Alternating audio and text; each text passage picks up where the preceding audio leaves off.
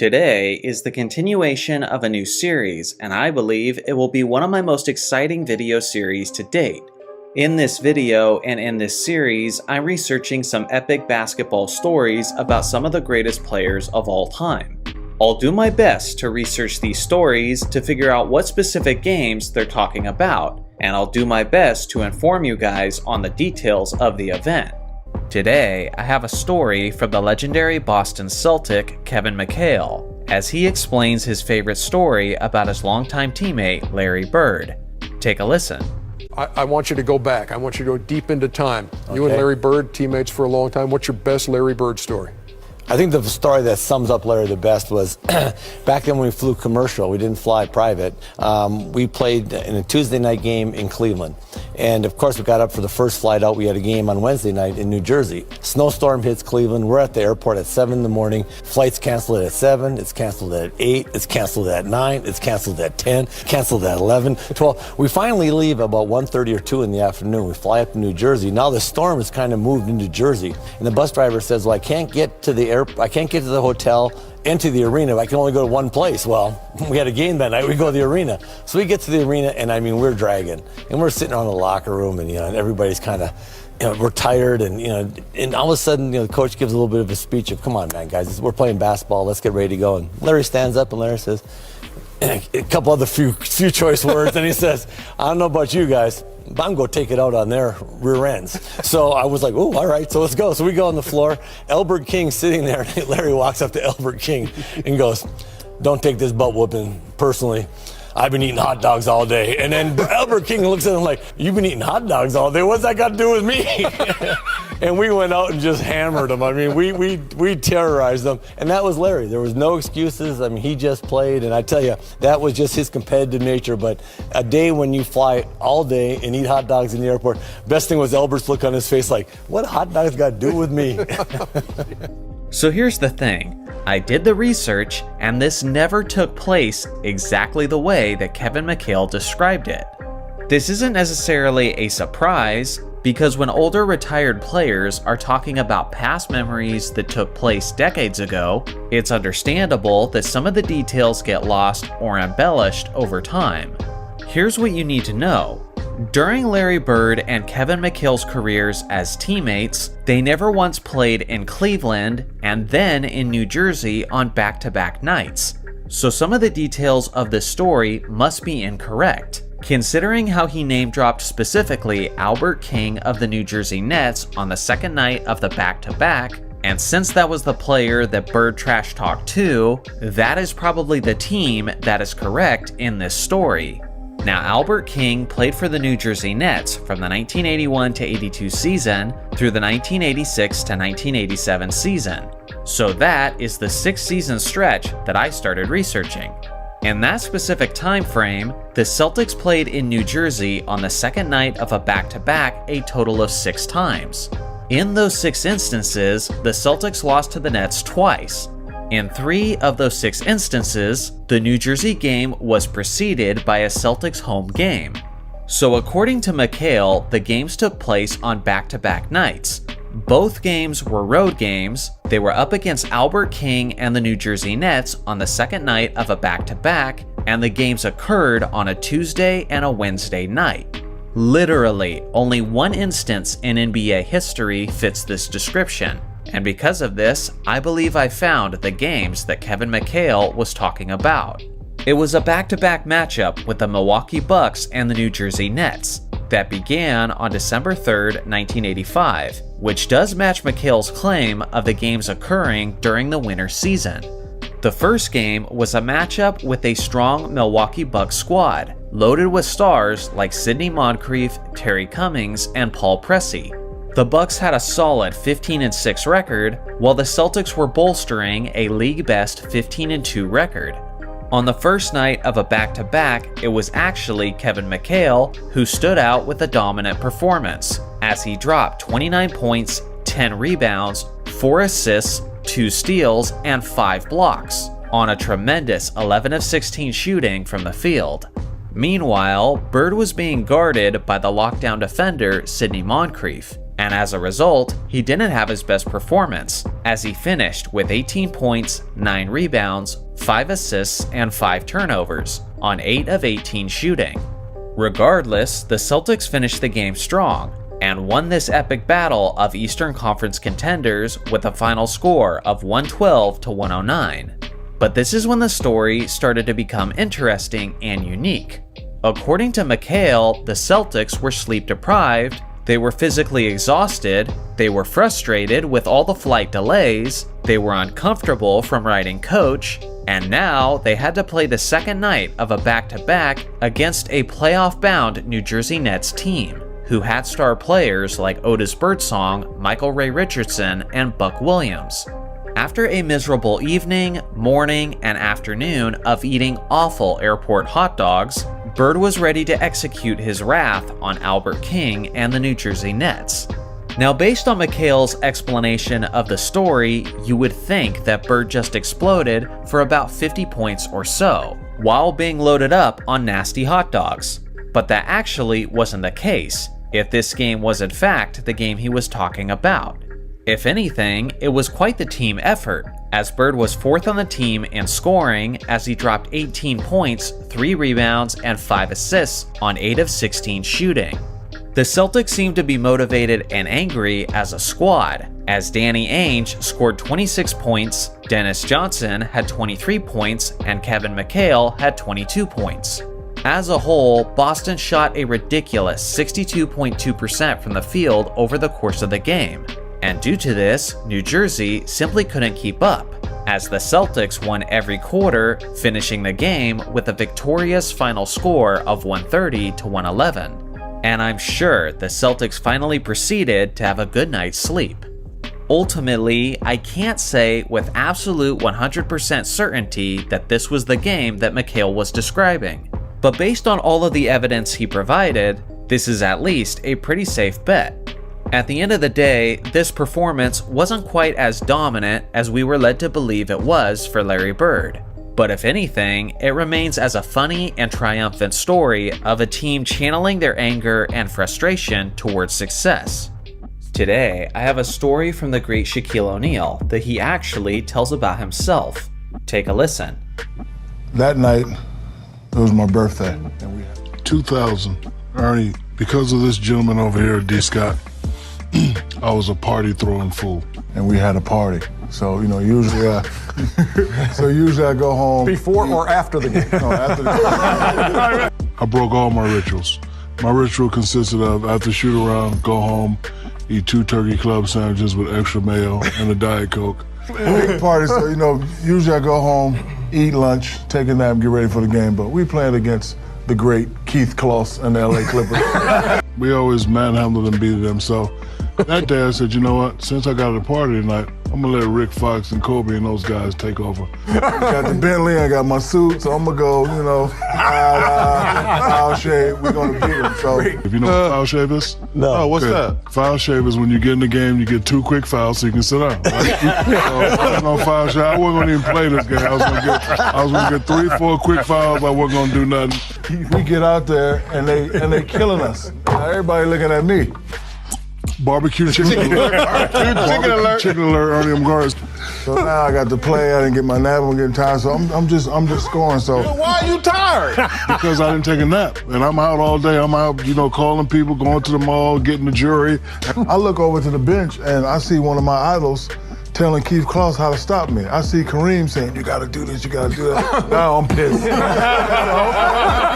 Kareem, Laker, so I'm like, give me the ball. I'm like, man, I can get 40. So I got 40, right? I was like, man, I can get 50. So now that I got 50, guys are like, go get 60, go get 60.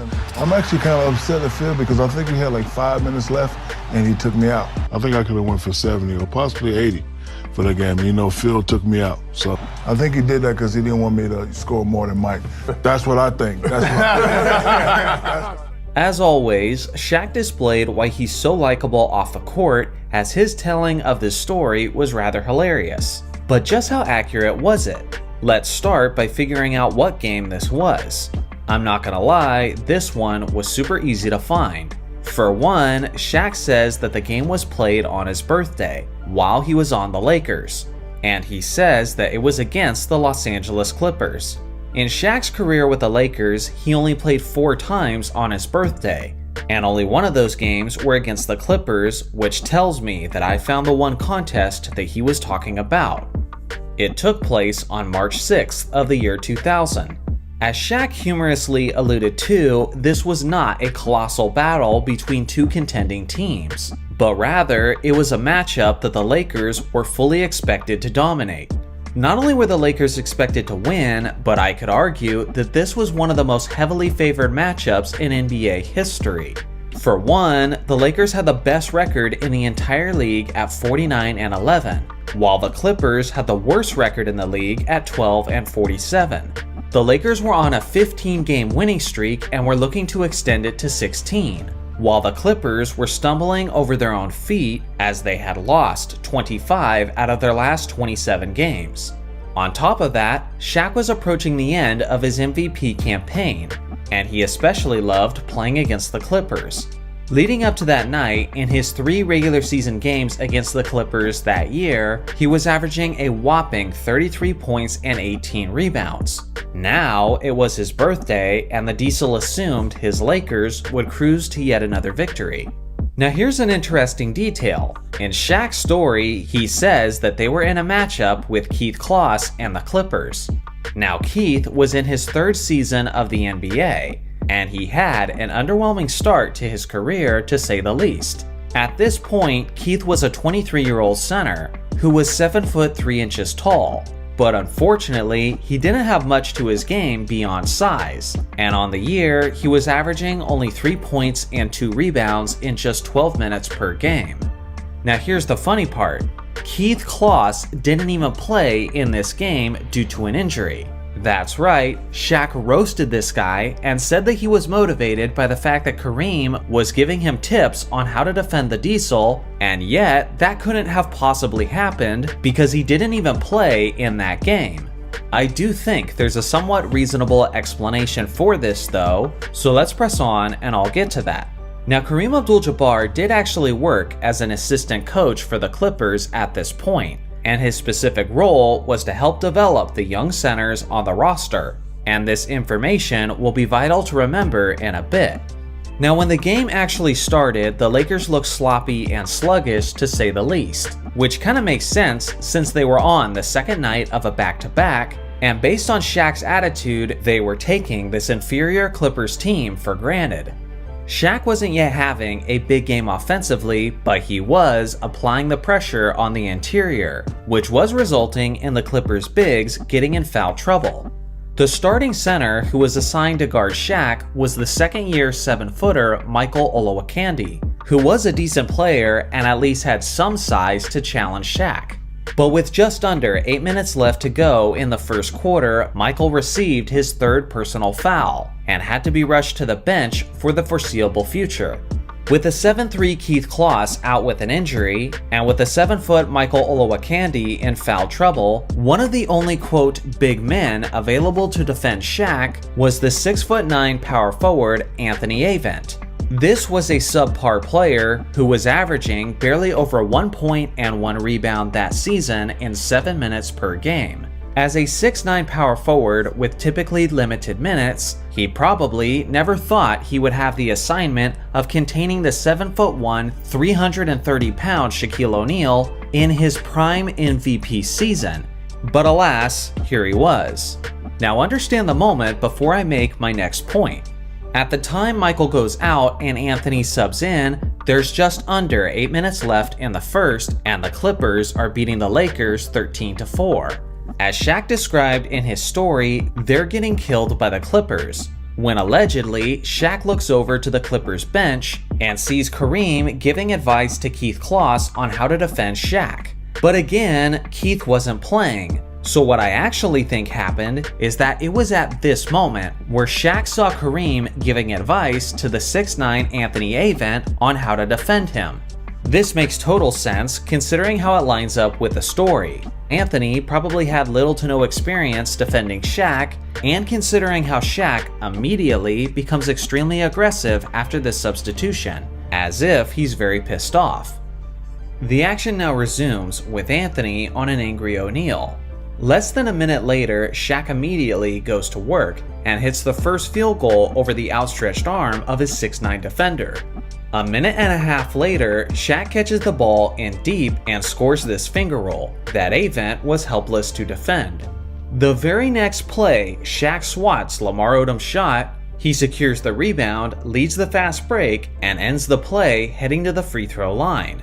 Just from simply watching the game, you could see how his energy shifted with rageful intent. By the end of the first quarter, Shaq had 10 points and 5 rebounds, but the Clippers still had a 5-point lead. But the damage was only getting started. This game turned into one of the ultimate examples of how Shaq's dominance affected opposing teams. Into the second quarter, and now Avent has his third personal foul. So the Clippers had to put another power forward on Shaq, the 6'10" Peter Chilcutt. But of course, Shaq goes on to dominate him, and now he's in foul trouble as well. At halftime, basically anyone who was ever in the vicinity of Shaquille O'Neal was now in foul trouble. After 2 quarters, Michael Olowokandi, Anthony Avent, Peter Chilcutt, and Lamar Odom each had 3 personal fouls, and Shaq simply had 26 points and 11 rebounds on 9 of 14 shooting. And that was his worst half. The Lakers were entering the third quarter with a 1-point lead, and now, with a bunch of cautious defenders in foul trouble, Shaq was really ready to blow this thing open. It was full-on bully ball time for O'Neal, as the third quarter turned into an absolute dunk fest for the Lakers superstar. Despite the Clippers bigs trying to play cautiously, the Diesel still forced them into further foul trouble, as Olowokandi picked up his 4th, Odom picked up his 4th, and Peter Chilcutt picked up his 5th, all in the third quarter. Through 3 quarters, the Lakers were up by 12, and Shaq had 42 points and 16 rebounds on 16 of 23 shooting. But despite the outcome starting to become obvious, the big man still wasn't done. Now, a very desperate Clippers team put their 6'9" small forward / power forward Maurice Taylor on Shaq, and in the fourth, he quickly picked up his 3rd, 4th, and 5th foul. Also, Olowokandi picked up his 5th, Lamar Odom picked up his 5th, and Peter Chilcutt fouled out. By the halfway point of the fourth, the game was a complete blowout. What was supposed to be a road crowd was now completely electric in favor of the Lakers. Lob passes, thunderous slams, and one plays were happening basically every time down the court. Shaq was now sitting at 59 points. And then, with just over 3 minutes left in the game, one of my favorite sequences in basketball history took place. The Lakers get an offensive rebound off of the Shaq miss. Then, after Kobe gets the ball on the perimeter, he drives and unselfishly passes up an open layup so Shaq can score his 61st point on his birthday. The Lakers then get a stop, Shaq gets the rebound and takes it into the front court before he throws this iconic lob to Kobe Bryant. The building erupts in excitement, and Shaq and Kobe share a moment that pretty much sums up their championship seasons in Los Angeles. A couple plays later, the Lakers intentionally foul to allow Shaq to leave the game. He went to the bench with 2 minutes and 35 seconds left in the game and with a 20-point lead, as the Staples Center crowd gave him a standing ovation. At the end of the night, Shaq had a whopping career high of 61 points, 23 rebounds, and 3 assists on 24 of 35 shooting, and the Lakers extended their winning streak to 16 games, with a final score of 123-103.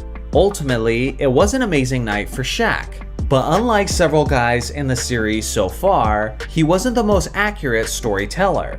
For one, Keith Kloss didn't even play in this game, which is the guy he made it seem like he was destroying. And second, Phil Jackson didn't take him out with 5 minutes left to play to prevent him from scoring more than Michael Jordan, but he took him out with 2.5 minutes left to play when they had a 20-point lead over the worst team in the league.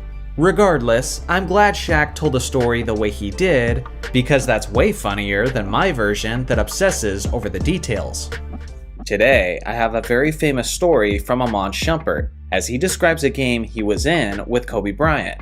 Take a listen. Guard, which I can't remember how much he had, but I knew I had multiple steals against him. To where in the game, in my head, all I'm thinking of is when I have this conversation with my brother after the game, how I'm gonna tell him how I stole a ball from Kobe, how I stripped Kobe before he was finna take a shot, how I drove by Kobe and got a dunk.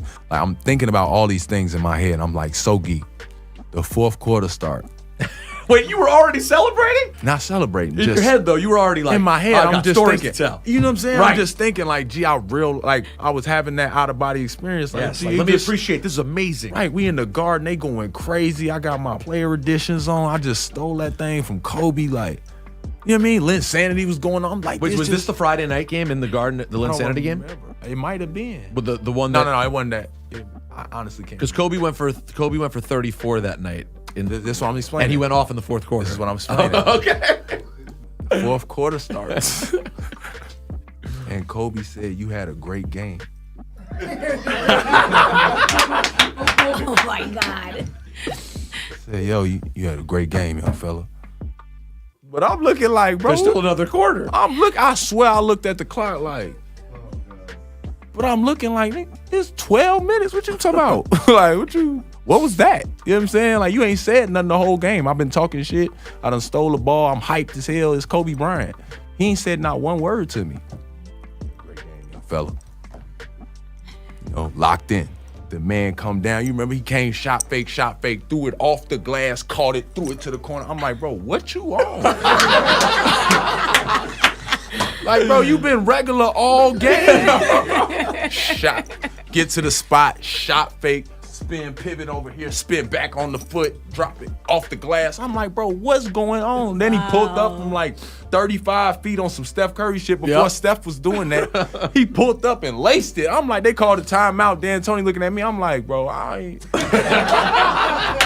Now, as we all know, this is an incredibly famous and popular story from Shumpert, as pretty much anyone who closely follows the NBA is familiar with it. I'm sure most of you have seen the highlights from this contest, and honestly, it wasn't difficult for me to verify which game it actually was. For one, Iman Shumpert only played 3.5 seasons for the New York Knicks. Since the Knicks and Lakers were always East versus West matchups, the two teams only played each other twice a year, and only once a year in New York, which is where Shumpert said it took place. In his rookie season, Kobe and Iman were both active. In his sophomore season, Shumpert was injured and missed his New York game against Kobe. In Shumpert's third season, Kobe missed the New York game due to a fractured knee. And in Shumpert's fourth season, he was traded away from New York before he could play the Lakers. This means that there was only one game in NBA history that had Kobe Bryant and Iman Shumpert up against each other in New York, and it took place on February 10th, 2012. Although most people in this current year remember this contest for the Kobe and Shumpert angle, that was actually not the talk of the town before and after the game took place. You see, there was this undrafted 23-year-old guard out of Harvard University named Jeremy Lin, who had been fighting for simply a roster spot in the NBA for the last couple of seasons. But just a few games prior to the matchup with the Lakers, Lin had taken the reins of the point guard position. And in his first major minutes versus New Jersey, he dropped 25 points, 7 assists, and 5 rebounds. In the next game against Utah, Lin had 28 points, 8 assists, and 2 rebounds. And then in the third game against Washington, he had 23 points, 10 assists, and 4 rebounds. This incredibly unforeseen explosion of elite basketball quickly earned him the nickname Linsanity. Seemingly, he had emerged out of nowhere and was taking all of the media attention in the Big Apple and of the basketball world in general. The night before the Knicks and Lakers were set to square off, Kobe was asked about Lin's breakout performances, and this is what he had to say. Have you been following that story at all? What? Jeremy Lin, are you following that story at all? No idea. I know who he is, but I don't really know what's going on too much with that. Are you surprised at the production that Lin's had over the past week? I don't even know what he's done. I have no idea what you guys are talking about. I'll take a look. Well, although the Mamba was unfamiliar with Lin's eruption, he would soon be made very aware. The Lakers were on the second night of a back-to-back after a tough overtime victory over the rivaled Boston Celtics, and had an underwhelming 6th-seeded record of 15-11. while the New York Knicks were on a 3-game winning streak but sitting at only 11-15. The anticipated matchup wasn't Shumpert versus Kobe, but rather Kobe versus Linsanity. When the game actually started, it was Jeremy Lin who looked like the poised veteran player, while Kobe looked like anything but. Lin continued his hot streak, hitting an array of shots to open the game. At the end of the first quarter, Lin had 10 points on 4 of 7 shooting, while Kobe had 6 points on just 1 of 5 shooting. The second quarter was a bit stunning as well, as the Mamba attempted only 1 shot that entire period, missing his lone attempt. As Shumpert described, not only did Kobe seem regular, but dare I say he seemed low energy. On the other hand, Lin kept torching LA, as he scored another 8 points in the second quarter, giving him a total of 18 points and 5 assists heading into halftime, and the Knicks held the lead 49-41. Now, contrary to popular belief, it wasn't actually Iman Shumpert who spent the majority of the time guarding Kobe up to this point, but it was actually his 6'7" teammate Landry Fields. Heading into the third quarter now, and Fields continues to do a solid job of guarding Bryant. Kobe proceeded to miss his first 5 shots of the third quarter, making him an ice-cold 1 of 11 from the field. It appeared as if he was going to have an embarrassing finish and one of the worst games of his entire career, when suddenly Kobe hit a switch. You could see the intensity on the Mamba's face as he decided to be more aggressive offensively and was now committed to shooting his way out of this slump. After starting 1 of 11, Kobe proceeded to hit 5 out of his next 6 shots, and the momentum started shifting back in the Lakers' favor. Bryant cut the lead down to 6 at the end of the third, and that's when a concerned Mike D'Antoni decided to make a defensive switch from Landry Fields to Iman Shumpert. And it was at this point where the famous interaction happened between Kobe and Iman, as he told him that he had a great game. Kobe immediately went to work as he scored his first basket of the fourth by overpowering Shumpert to the cup. With just under 8 minutes left, Kobe got the iconic off-the-backboard assist to Pau Gasol. At this point, Kobe was unleashing his wrath, as he was doing everything in his power to keep the Lakers in the game. But what Shumpert doesn't mention in his interview is how it wasn't just the Kobe show, but it was an epic solo duel down the stretch, as Kobe and Jeremy Lin were trading clutch baskets throughout the fourth. Every time Kobe did something special, it seemed like Lin had an immediate answer on the other end. With just under 6 minutes left in the fourth, Lin hit this dagger 3-pointer, which extended the Knicks' lead to 13. And although Kobe wasn't aware of Linsanity the night before, he certainly understood it now, as he was witnessing its very peak. The Mamba kept shrinking the lead back to single digits, and the trading of clutch plays continued all the way down to the final minute of the game. With 52 seconds left, Lin went to the free throw line where he scored his 37th and 38th point, and the New York crowd chanted MVP in his honor. Then, with 17 seconds left, Kobe hit that deep Steph Curry type 3 that Shumpert alluded to, which cut the lead down to just 5. But at that point, it was too late, and the Knicks ended up securing the victory 92-85, which extended their streak to 4 games, and Linsanity eventually took that streak to 7.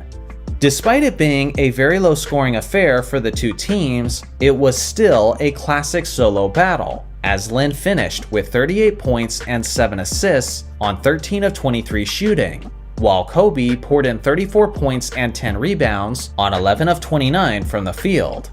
Ultimately, Shumpert appears to be another accurate storyteller in this series. And what amazes me most about all of this is how I remember watching this game in 2012. And at that point in time, I remember that everyone was talking about the craziness of Linsanity and how he outplayed Kobe Bryant. In 2012, Kobe was the afterthought of this evening. But now, in this modern year, it seems that Jeremy Lin has become the afterthought, thanks to the hilarious and epic storytelling of Iman Shumpert and the immortalized reputation of Kobe Bryant. Today, I have a story from an NBA legend, Kevin Garnett, as he describes a game he was in with Michael Jordan. Take a listen. one of my favorite MJ story is, since this is out there, we in Chicago. You know, it's my rookie year, the second half of the year. You know how you're not caught on now, right? Now you got your little 1-2 moves, you getting them off right now. You got some confidence, right? So I'm in that. So I'm in the wave. I'm playing decent. I'm starting whatever. However, we get to Chicago. Ronnie was just in the bad crash. I haven't had no sleep, so I'm on a getting back to the go. I got about 70 people at the game, the hood in here. We all in here, right? So I'm just on one, but I haven't had no sleep. I'm just on like a, I come in here, man, and it was hard seeing my partner in the bed like that. He had a big ass halo around his neck, but he was such in good spirits, man. Phil, shout to Ronnie Fields, my He dude. still was dunking with that shit on too. Listen, bro, he was dunking that motherfucker, doing the same dunks with the halo on his head, which is crazy. Anyway, I'm playing, right? But JR is having a good game. You know, JR Mike. JR Ryder. JR Ryder. Shout to JR Ryder, right? Easy Ryder. So I'm like, so as we come out the timeout, just I'm on, y'all. I can't even explain it. I was just like, keep killing that nigga, yo. Killing that nigga. Boning him, yo, straight up. You having a good game, Joe. Keep going. But it was on some like just fly by, like he was like, yeah, you too. So as I'm walking off, the nigga right here, Mike can hear me. But I don't really give a f. I'm like, so I double back like, yeah, man, you keep killing that nigga, yo. You killing that motherfucker. So as I say that, I feel it. Hands on hips, legs locked. Then look. The nigga stabbed me for about 15 seconds. You feel that? So I start to feel it. There's two ways you can go in this. I can walk this off out like I don't even feel it and play it off and dummy out. Fuck that. Now I'm in here, I got so I'm on. Keep killing this nigga. Okay, keep it up. So I hear JR go, yo, all right, yo, fella, keep going, yeah, you too. So he's trying to get me off and over. I don't even, now that I recall it, he was trying to kind of just get off and over. So he go, so I double back, go, and get ready to say something. So he go, hey, look, Mike, he don't really know how I see him and Mike having a conversation. So he's like, he don't really know he excited, whatever. So now MJ on the back leg joint, leaning on you. Like, Is that right? Okay, yeah, huh? I can't even really describe the next like 6 to 7 minutes of play, y'all. In this next 6 to 7 minutes of play, y'all, we get two 10-second calls. When you bring the ball up, you gotta get across half court. court. 2 10-second calls. We down 25 now. It was just at 2. Mike had 18. He had like 40 now. JR, myself, we ain't scored in like about 4 minutes. Then I subbed like 3 of the starters. Like it's just finally flipped. It got bad quick, yo. I come to the joint and they know this. When you come and you been on the run, when you not got back on the floor, got back, had to rebound, and you feel like you on defense all the time, you come to the bench like this. So I was like, JR, man, my bad, dog. I'm sorry, man. I'm sorry. He like, it's cool, man. I told you, just shut your ass up, man. You're not fucking. So you got in between the Gatorade there where you like, damn, and next thing you know, we over there like this. That's it. And Mike came down. Okay, young fella. Okay, damn, young fella. Damn, y'all done? Damn, young fella. Never talk shit to Mike ever again in life. So obviously, KG is a really good storyteller who's incredibly funny and entertaining.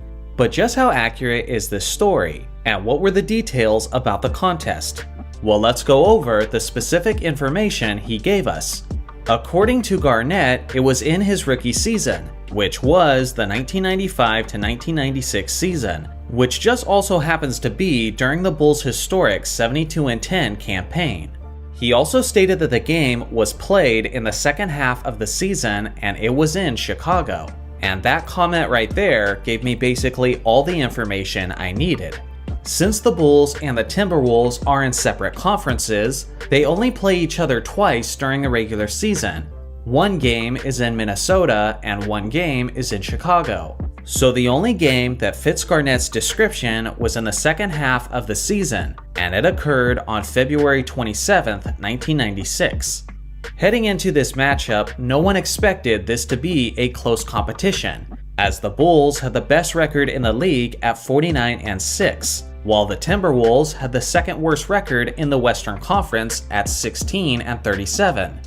When the game started, it looked like it was going to be another routine victory for Chicago, as the Bulls burst out of the gates to an 11-2 lead. To their credit, the rookie Garnett and the third-year player Isaiah Rider didn't seem too rattled by the moment.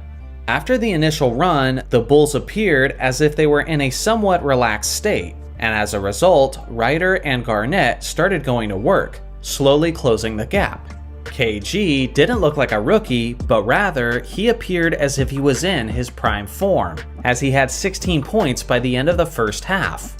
Thanks to this incredibly difficult running three by Tony Kukoc, the Bulls only had a 3-point lead heading into the start of the third quarter. Throughout the third, it was Rider who was putting on a show for Minnesota, as he was scoring in a variety of ways and was consistently beating the Bulls defenders off the dribble.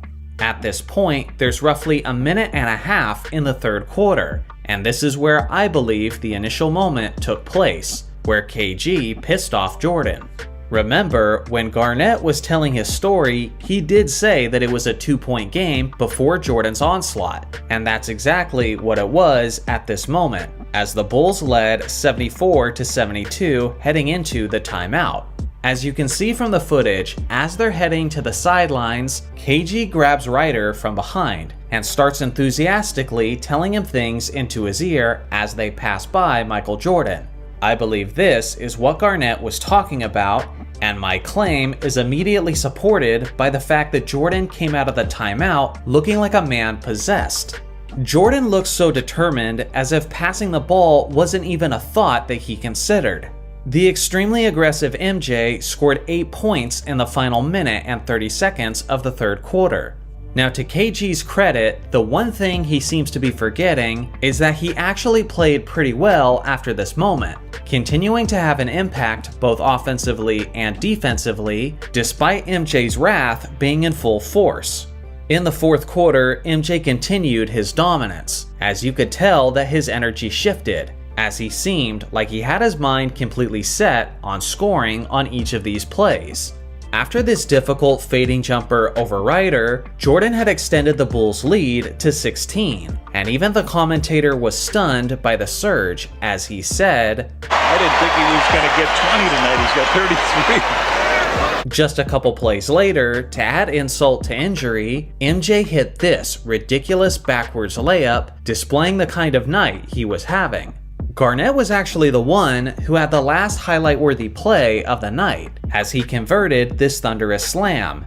But at that point, the damage was done, and the Bulls enjoyed their sudden blowout victory with a final score of 120-99.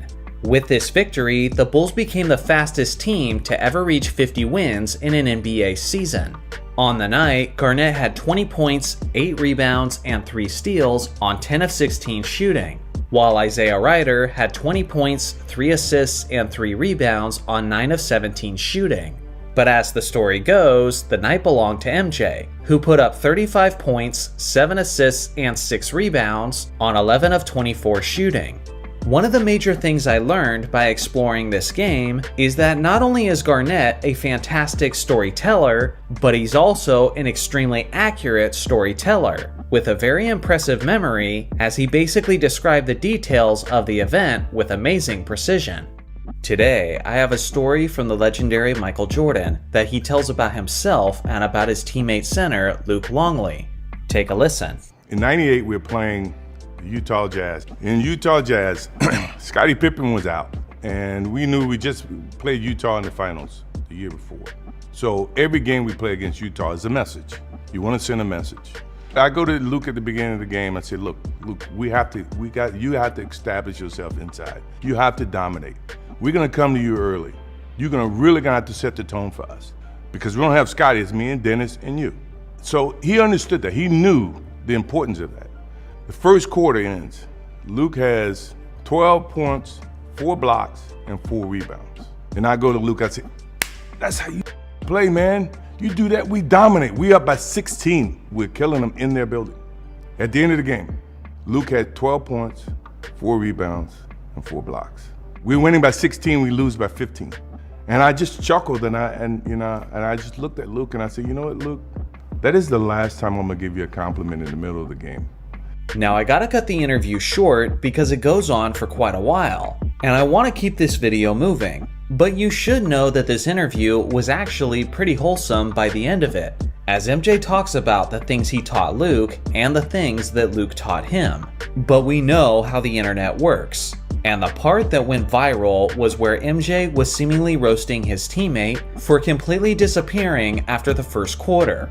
But just how accurate is this story? Well, to get an answer for that, let's first look at MJ's clues and try to figure out which game he was talking about. According to Michael, this game was against the Utah Jazz. He said the game was played in 1998, and it was the season after they had just defeated the Jazz in the NBA Finals for the first time. He said that it was in their building, meaning Utah, and he said that Scottie Pippen was unable to play that night, presumably because of his back injury. Well, right out of the gates, I gotta get on MJ for an incorrect detail in this story. During the entirety of the Bulls' second three-peat, where Michael Jordan and Luc Longley were teammates, there was never a single game where Scottie Pippen didn't also play. I checked their regular season games, their finals games, and even the preseason. And again, Scottie played on every single night against Utah when Michael Jordan and Luc Longley were teammates. So at least from that perspective, MJ is inaccurate with this story. Now, MJ did say that it was in Utah in 1998 and heavily implied that it was during the regular season, since he referred to it as a statement game and a measuring stick game, which are typically only used to describe regular season matchups. Well, during the 97 to 98 regular season, the Bulls and Jazz only played against each other twice.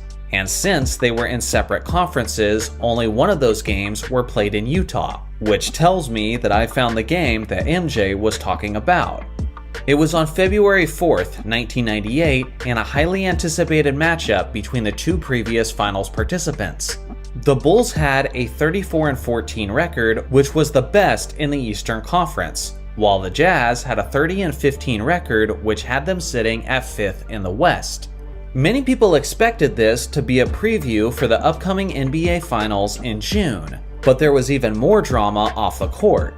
Just earlier that morning, an article dropped in the Chicago Tribune, where Bulls general manager Jerry Krause said that he would love to have MJ back next season, but that he would have to play for someone else because it isn't going to be Phil Jackson. Just prior to the game starting, a clearly hurt and frustrated Michael Jordan said that this would mean he wouldn't be returning to play basketball because there was no circumstances where he was willing to play without his head coach. Emotions were high heading into tip-off, and although Scottie Pippen was starting in this game, it's worth mentioning that their 6'10 forward Tony Kukoc was out with an injury. This might have been an aspect that MJ mixed up in his memory, and maybe it was actually Kukoc's absence that led MJ to approach Luc Longley about setting the tone early. Not only were the Bulls looking for revenge for their loss to the Jazz earlier that regular season, but they were also looking to channel their anger that had been sparked by Krause's comments. As a result, Chicago stormed out of the gates, playing with a tremendous amount of energy and intensity. In that first quarter, everything seemed to go right for Chicago, as they were hitting 52% of their shots, while the Jazz were only hitting 33%. On top of that, the Bulls forced the Jazz into 5 turnovers, while Chicago didn't commit a single turnover for the entirety of the first. After one, Jordan had 10 points and was 6 of 10 from the field. Luc Longley was doing his job well, just as MJ had asked him to. At the end of the first, Luc had 8 points, 6 rebounds, and 0 blocks, which is far from the 12, 4, and 4 that MJ described. But regardless, that was still a great opening quarter for Longley, and the Bulls had a massive lead of 35-13. But that momentum was hard to hang on to, as Utah was one of the most energetic environments in the NBA at that point. Utah began to storm back, and at the end of the first half, they cut the lead down to 11. Longley had a massive drop-off from his first quarter, as he only had 0 points, 2 rebounds, and 1 block in the second quarter. Now into the third quarter, and the Jazz strongly secured the momentum of the game, as John Stockton was facilitating as if he was in his peak form, and Karl Malone was getting basket after basket, all while Longley was continuously getting beat in the paint. Roughly halfway into the third quarter, and Pippen comes up hobbling after he aggravated his back. He was then taken out of the game and was done for the night. This may have been why MJ thought he didn't play this game, because Pippen's playing time was eventually limited because of the injury. Without Kukoc and Pippen for the rest of the night, MJ had to try to carry the team offensively, so he started looking to score nearly every time down the court. MJ was getting his points, but he was having to take a lot of shots to make it happen, all while Longley is still struggling to get himself going. And that third quarter, Luc had 0 points, 2 rebounds, and 2 turnovers. By the fourth quarter, the writing was on the wall as the outcome started to become very clear for everyone who was watching. MJ was doing his best to keep Chicago in it as he scored 11 points in the fourth quarter alone. But the Jazz shot a lethal 70.6% from the field over the course of the final 12 minutes. By the time the buzzer sounded, the comeback was complete as the Jazz won the game 101-93. And at this point, they had swept the Bulls in that regular season, which led many Utah fans to think that this was their year to win the championship. Michael Jordan had finished with 40 points, 7 rebounds, and 3 assists on 17 of 37 shooting. John Stockton had 17 points, 18 assists, and 5 steals. And the mailman, Karl Malone, had finished with 30 points, 8 rebounds, and 4 assists. Then, of course, there was the central focus of this story, which was Luc Longley. After one quarter, Luc had 8 points, 6 rebounds, and 0 blocks. And at the end of the game, he had just 8 points, 11 rebounds, and 1 block, which again was way off from the 12-4-4 that MJ described. Which brings me to my next point.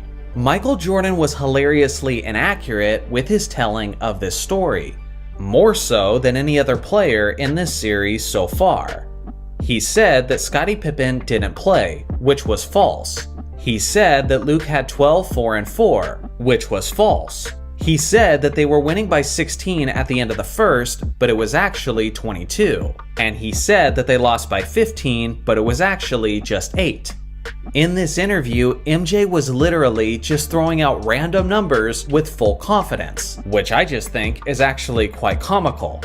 The spirit of what he was saying was true though, which is essentially that Luc played well in the first and the Bulls were up big. Luc then dropped off for the rest of the game and the Bulls lost.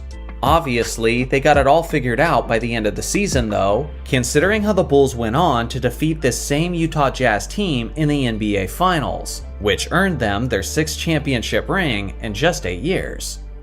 Today, I have a story from the Boston Celtics champion Bill Walton that he tells about a superstar teammate, Larry Bird. Take a listen.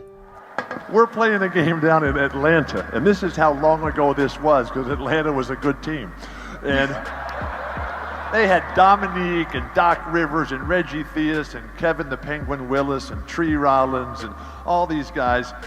And we are getting hammered. We're just getting killed. We're down 25 at the half, and they're all trash talking, and fans are throwing stuff at us, and we're going to kill you, Celtic. Bird, Walton, McHale, Parrish, DJ, you guys are all frauds. What are you talking about?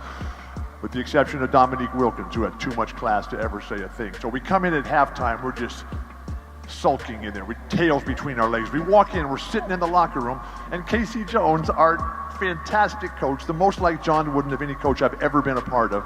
Casey walks in, he looks at us, looks at his watch, doesn't say a word, walks over to the cooler and pulls out a beer. Pops the beer, goes and sits down, pounds down the beer, just sitting there.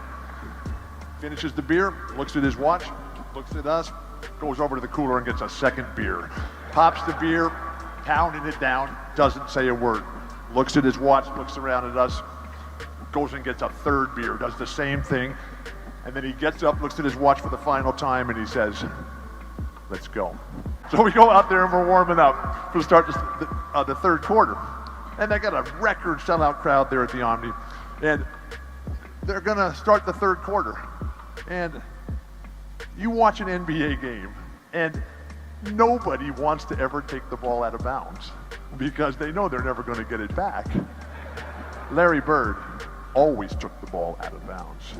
The selfless sacrifice that was Larry Bird's defining personal characteristic, what he would do to make other people's dreams come true.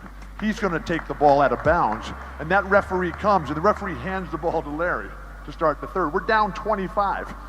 Larry takes the ball and pushes it back into the midsection of the referee so that he can't get away, and the referee is like startled, staggered. What's going on here? We're all right there, right in front of the Celtic bench. And Larry looks right into the soul, right through the eyes of that referee, and he says to him, "We're not going to quit. You make sure you don't quit either." The guy just like melted on the spot. Larry hit 11 straight shots to start the third, including 7 threes. We were tied at the end of the third. We won in overtime. We did not need a plane to get home that night. Larry Bird, you're awesome. Now the story is amazing, but as always, we'll verify its validity by using the clues that Walton gave us. First off, he said it was against the Hawks in Atlanta.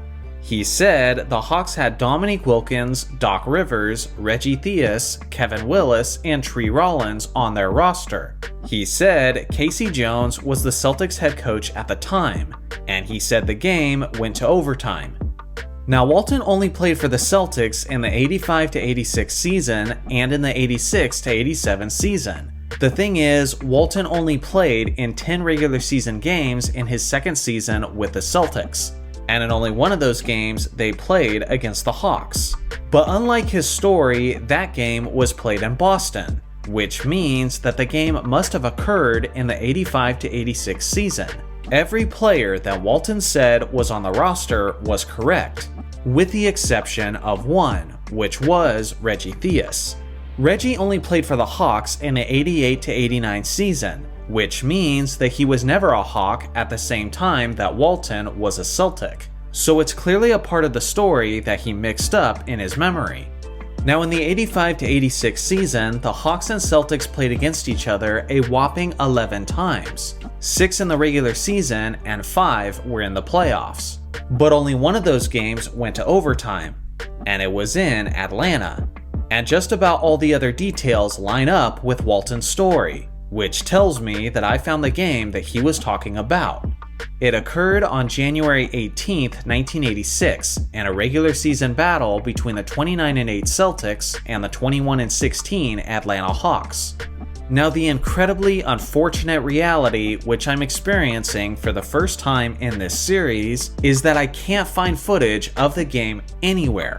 No highlights, no clips, no nothing. The only thing we have is simply the box score and some photos. Regardless, I'll give you a quick recap of the details.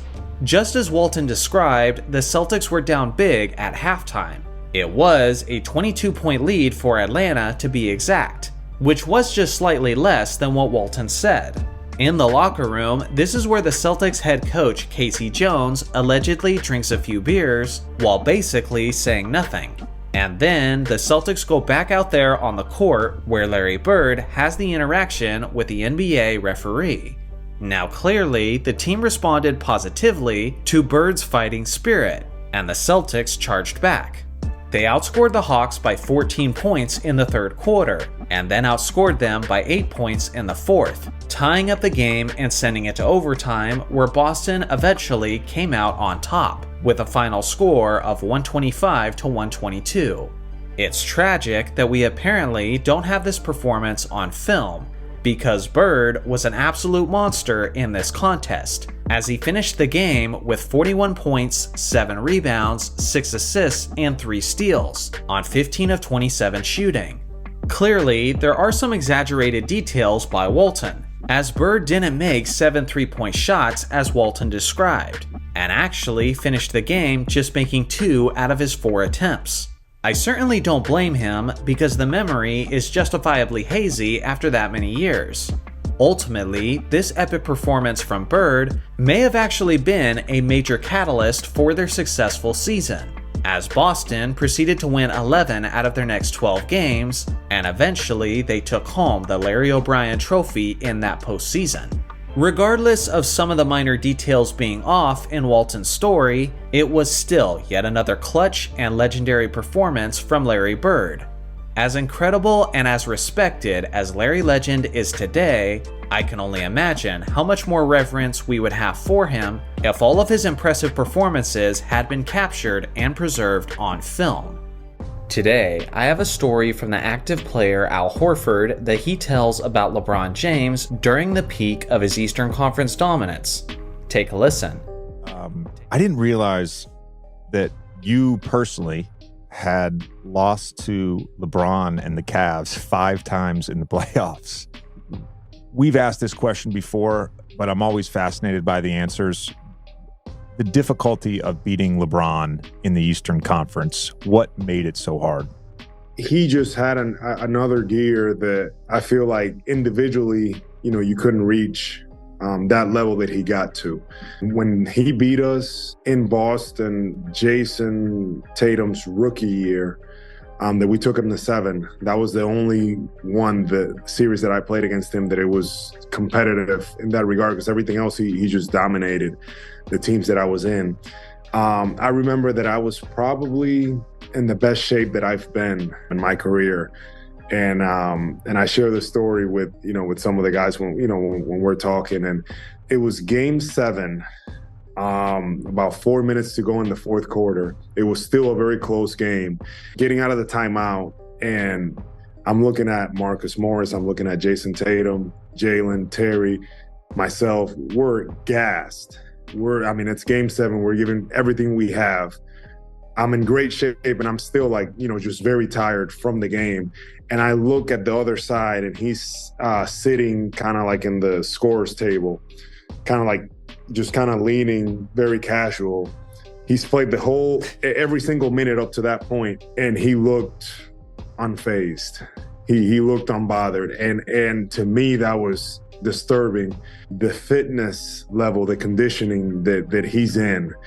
I think it's something that people don't realize how good of a shape he's in, and also just that gear that he kicks it to. It's not a lot of people that can do that.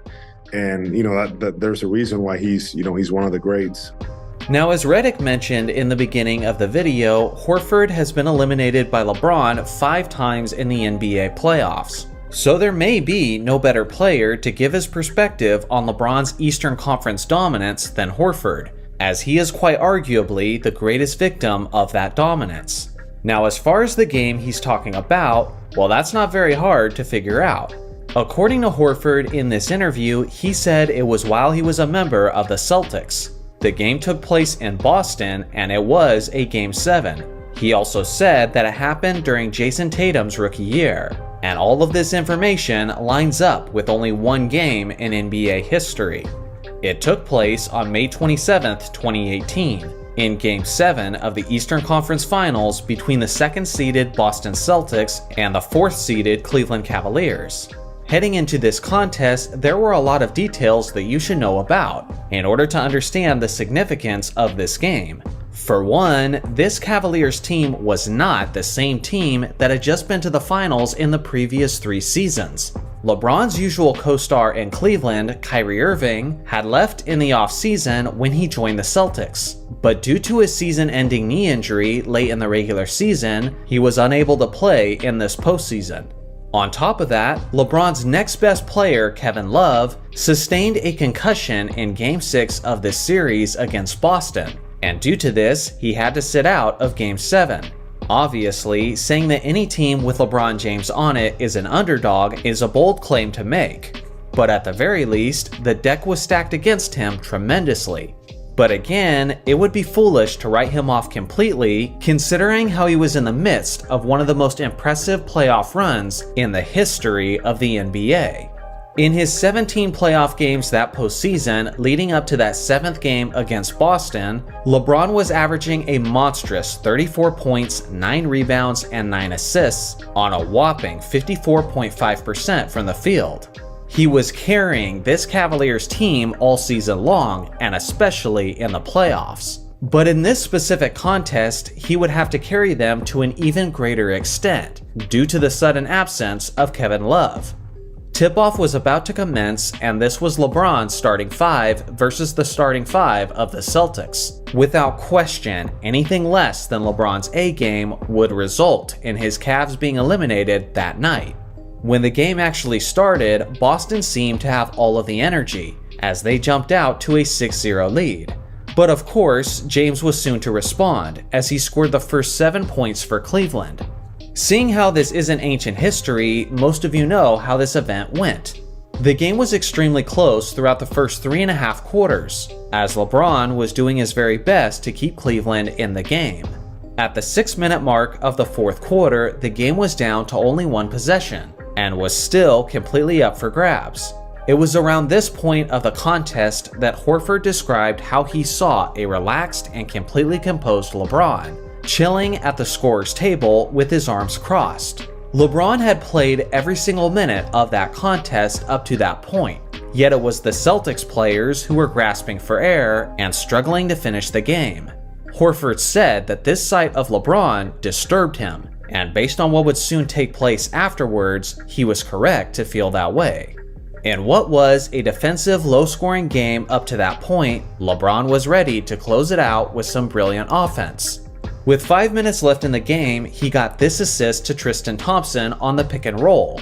With less than 2 minutes left, he caught the Celtics defense sleeping, as he threw this perfect pass to George Hill, who then converted the basket over Al Horford. And then, with just over a minute left, LeBron secured the rebound and took the ball coast to coast, showing his elite stamina and speed. And despite being grabbed and held, he simply muscled his way to the basket for the and one play. He looked like he was completely fresh and at full strength, as if it was the first game of the regular season. But in reality, he was just entering his 48th minute of Game 7 of the East Finals. It was disturbing for Boston fans, indeed. At this point, LeBron had extended the lead to double digits, and the damage was done, as the Cavs went on to win the series with a final score of 87-79. As James secured his 8th straight trip to the NBA Finals. LeBron finished with a stunning total of 35 points, 15 rebounds, and 9 assists on 50% shooting from the field. What's amazing about this story is that Horford basically knew in his head what was going to happen. He saw that LeBron was looking completely composed and energized, and that literally put fear into him of what was to come. And from that point on, it was all downhill for Boston.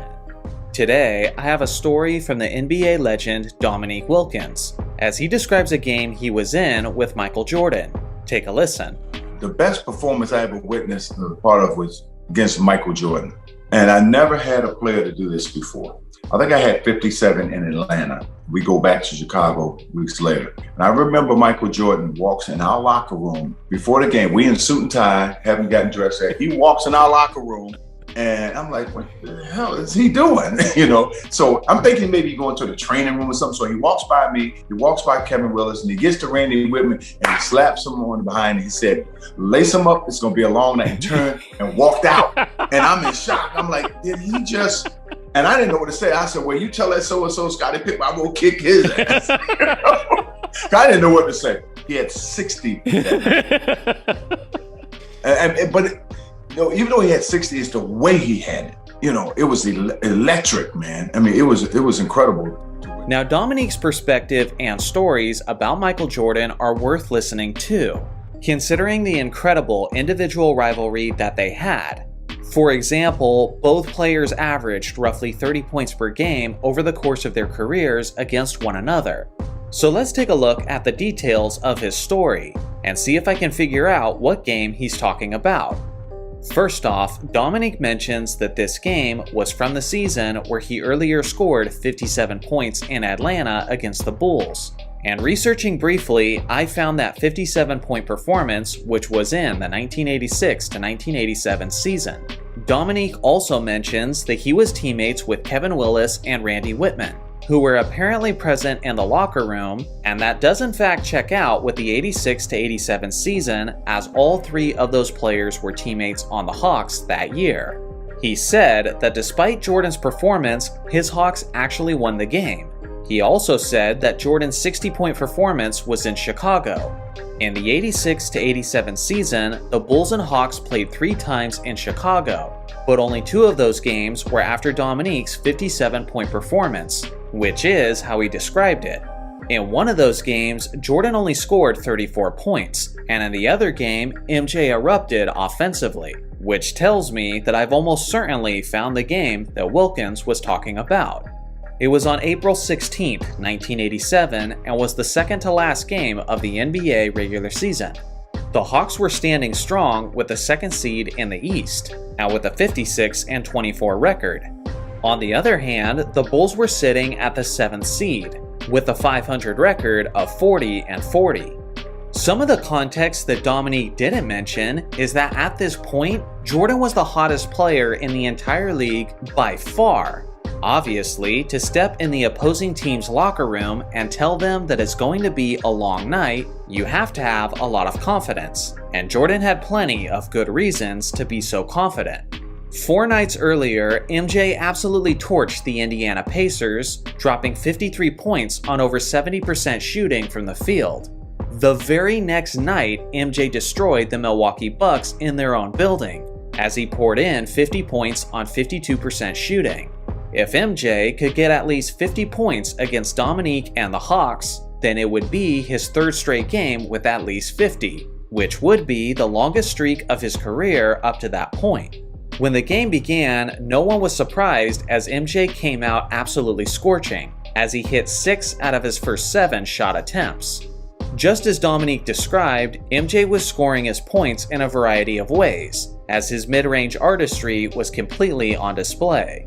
The Bulls got out to a big lead early with MJ leading the way, and Atlanta seemed helpless to stop him. MJ was almost completely carrying the offense. At one stretch, he scored 23 straight points for the Bulls, which was a franchise record.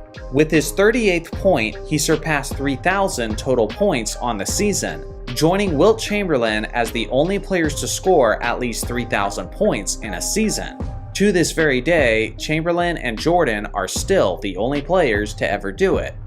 Towards the halfway point of the 3rd quarter, Jordan was scoring into the high 40s, and something that's worth noting is how exhausted MJ was in this contest. The only other time I can recall him being this weary in a game was during the famous flu game and during his final game with the Chicago Bulls. I think this just tells you how much he had to carry Chicago offensively at this point in his career.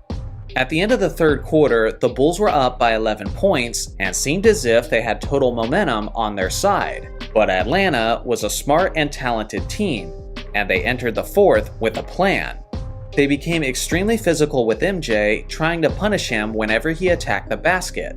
They were also winning the loose balls and the hustle plays, while Chicago was struggling to get a rebound. MJ did his best to hold off the Hawks' surge, but with just under a minute left in the game, the 2 teams found themselves tied at 112. Despite the fact that Jordan gets the spotlight for this contest, it was actually the other star who originally told the story, who was the one who shined the brightest in the final minute. With 41 seconds left, Dominique hit this difficult jumper in the post, with MJ draped all over him. Now the Hawks had a 2-point lead. After the timeout, it was the Bulls' turn. MJ drove to the left side, trying to get past the double team, when he was hit as he was taking a jump shot. MJ hit both free throws, which not only tied the game, but also gave him a total of 61 points, which was the 3rd time he had eclipsed 60 in his NBA career. Now it was Atlanta's turn again. The ball found its way back to Dominique, and he picked up his dribble while MJ was blanketing him. Despite being forced into a highly contested 20-footer, Dominique still buried the jump shot, clutchly giving the lead back to the Hawks. With 11 seconds left, the ball was going back to Chicago as they trailed by just 2 points. MJ drove until he was triple-teamed, and forced up a shot that ended up being well short. Dominique then got the clutch rebound and was fouled with 2 seconds left in the game. He proceeded to miss the first free throw, but then made the second, extending the lead to 3 points. With only a 20-second timeout, the Bulls were unable to advance the ball and had to inbound it on the opposite end of the court. It all came down to one prayer of a shot from arguably the most clutch player in the history of the game. Jordan took the inbounds pass and heaved a game-tying 3 from 60 feet out, but it was just short, and the Atlanta Hawks escaped with a victory with a final score of 116 to 113. On the night, MJ was MJ, as he finished with 61 points, 10 rebounds, and 4 steals on 22 of 38 shooting. On the other hand, Dominique was the player who closed out the game with his clutch performance, as he had 34 points, 6 rebounds, and 3 assists on 10 of 21 shooting. To be honest, I really appreciate the humility of Wilkins while telling the story, because although MJ had the historic record-setting performance, Dominique was the true hero of the evening, as he iced the game despite the tremendous defense from MJ. Ultimately, Wilkins was extremely precise in telling the story, except for one glaring detail that he clearly isn't remembering correctly. According to Dominique, after MJ told him in the locker room that it was going to be a long night, he responded by saying that he would kick Scottie Pippen's butt. The only thing is, Scottie Pippen wasn't even in the NBA yet, but rather, he was still finishing up his final year at the University of Central Arkansas. But other than that, the story checks out and is almost exactly as he told it. Today, I have a story from the NBA All-Defender Shane Battier, as he describes a game he was in with Kobe Bryant. Take a listen. So here I am, rookie, playing 40 minutes a night, guarding every 2 in the league. Guarding Kobe, guarding AI, guarding Paul Pierce, guarding Manu. You name it. Like whoever was the top. So right away. So like I learned, like I got my ass beat, but I learned. Kobe, my favorite Kobe story is, and Kobe, you know, may he rest in peace, was only probably like 2 weeks older than me. Yeah. But like, because he went out of school, you know, I went to school for 4 years. It seemed like we were different ages, but he was only 2 weeks older than me. And my rookie year, young boy, though. My rookie year, here I am again, Duke boy. You know, I got him. I got Kobe. I got him. I got him. I got him. All right. And so I learned what Kobe Island is. Kobe Island is when you're guarding Kobe Bryant, you turn around and you got no help side defense. You're on an island. Yeah. It's a lonely place to be. Trust me. This cat, and I didn't know how to guard like I would later on. He scored 63 points on me in 3 quarters. I mean, the Lakers are good. They were beating us so bad that he didn't even play the 4th quarter. He for sure would have had 80, for sure, without a doubt. You know, and it was in Staples Center, and I'm embarrassed because he just going through one. And so I'm like, man, I gotta figure this guy out because I'm gonna see him for the next 10 years, hopefully. Yeah, right. And I gotta figure this cat out. The conversation continues, and Shane talks about how he started trying to block the Mamba's vision by literally covering Kobe's face with his hand. This method of defense was something Battier famously tried a lot when he battled against Kobe and the Lakers in the 2009 Western Conference semifinals. Let's go back to his original story though, where he says that Kobe scored 63 points in only 3 quarters. Apparently, this was the beatdown that Shane needed in order for him to rethink how he defended the Mamba moving forward. In order to figure out which game this was, let's revisit the details of this story. For one, he clearly stated that it occurred in his rookie season. 2, he said that it happened in Staples Center, which narrows down the possibilities quite a bit. And 3, he said it was a blowout victory for the Lakers, which is why Kobe didn't even have to play in the 4th quarter. Shane Battier's rookie season was the 2001 to 2002 season, and his Memphis Grizzlies only played against Kobe and the Lakers twice in Staples Center that year. The first game was on November 9th, 2001, and it was a blowout victory for the Lakers, 110 to 86. But the thing is, it couldn't have been this contest, because it was actually a very ugly performance for both players, as Battier only had 2 points on 0 of 9 shooting, while Kobe had just 13 points on 5 of 15 shooting from the field. So that brings us to the only other possibility, which was later that season. It's January 14th, 2002. The 12-24 Grizzlies versus the 26-8 Lakers in Staples Center. Not only do I firmly believe this is the contest that Shane was talking about, but as a lifelong Lakers fan who actually saw this game live, it seems rather obvious. Now there's actually some extra context that you should know about this night. For one, the Lakers were coming off of a brutal 2-point loss in Chicago just a couple evenings earlier. It wasn't a tough night simply for the loss, but the Lakers also lost their superstar center for a while. Late in the fourth quarter in the Chicago Bulls game, Shaq was looking for the ball in the post when he took a hit from both Brad Miller and Charles Oakley. Now this game was really chippy up to that moment, and Miller actually had a history of fouling Shaq pretty hard when he got deep under the basket. Well, this was one hard foul too many, and Shaq snapped. One could argue that it was actually Oakley who dealt the most punishment. But apparently Shaq didn't know that, and instead he unleashed his fury on Brad Miller. Fortunately, Shaq is about as accurate with his punches as he is with his free throws. And before he could unleash a second punch, they were completely surrounded by players and referees. For the altercation, Shaq was suspended a total of 3 games. The following contest was the one between Shane Battier's Grizzlies and Kobe Bryant's Lakers. As a way to show support for his suspended teammate, Kobe actually wrote Shaq's jersey number on his shoes prior to the game. With Shaq out of the game, Kobe needed to shoulder more of the offensive burden for Los Angeles. So in a way, torching Battier wasn't really personal, but it was just necessary. When the game started, Kobe's aggressiveness could clearly be seen, as he buried this crazy scooping shot to give the Lakers their first points. It actually wasn't Battier who was initially assigned to guard Kobe, but it was the Grizzlies' 6'8" power forward Grant Long, who was a 14th year veteran in the league. After Kobe scored roughly 10 points on a helpless Long, Memphis decided to make the switch and give Battier his shot at guarding Kobe. But things became even worse at that point. Kobe was absolutely abusing Shane with every kind of shot you could think of, from electrifying slams to contested mid-range jumpers and deep three-pointers. Even Kobe's future teammate Pau Gasol was getting torched on some occasions. At the end of the first half, Kobe had a whopping total of 36 points.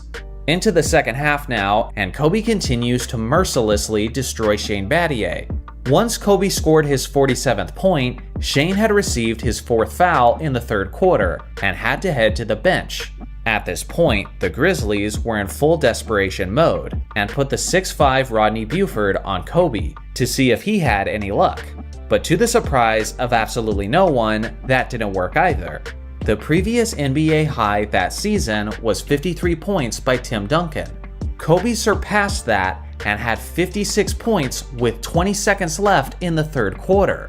With Kobe's final shot, he launched a three-pointer, and if that shot had gone in, it would have equaled him to the entire Grizzlies total through 3 quarters at 59. Funny enough, it was actually his future teammate Pau Gasol who blocked that shot and ruined that chance of Kobe achieving history. Years later, Kobe would outscore a Dallas Mavericks team through 3 quarters 62-61. And it's crazy to think that he nearly outscored an entire team through 3 quarters twice. Obviously, Kobe proceeded to sit out the entirety of the fourth with the victory locked in. Ultimately, the Lakers won the game 120-81, and on the night, Kobe finished with 56 points, 5 rebounds, and 4 assists on 21 of 34 shooting and 11 of 12 from the free throw line. So Shane Battier was just a little bit inaccurate with the story. He was correct that the Lakers won big in Staples, but Kobe scored 56 points and not 63, which resulted in Battier coming up with some unconventional ways of trying to stop Kobe in the future. And after what the Mamba did to him in his rookie season, can you really blame him? I certainly don't. I vividly remember watching this game for several reasons.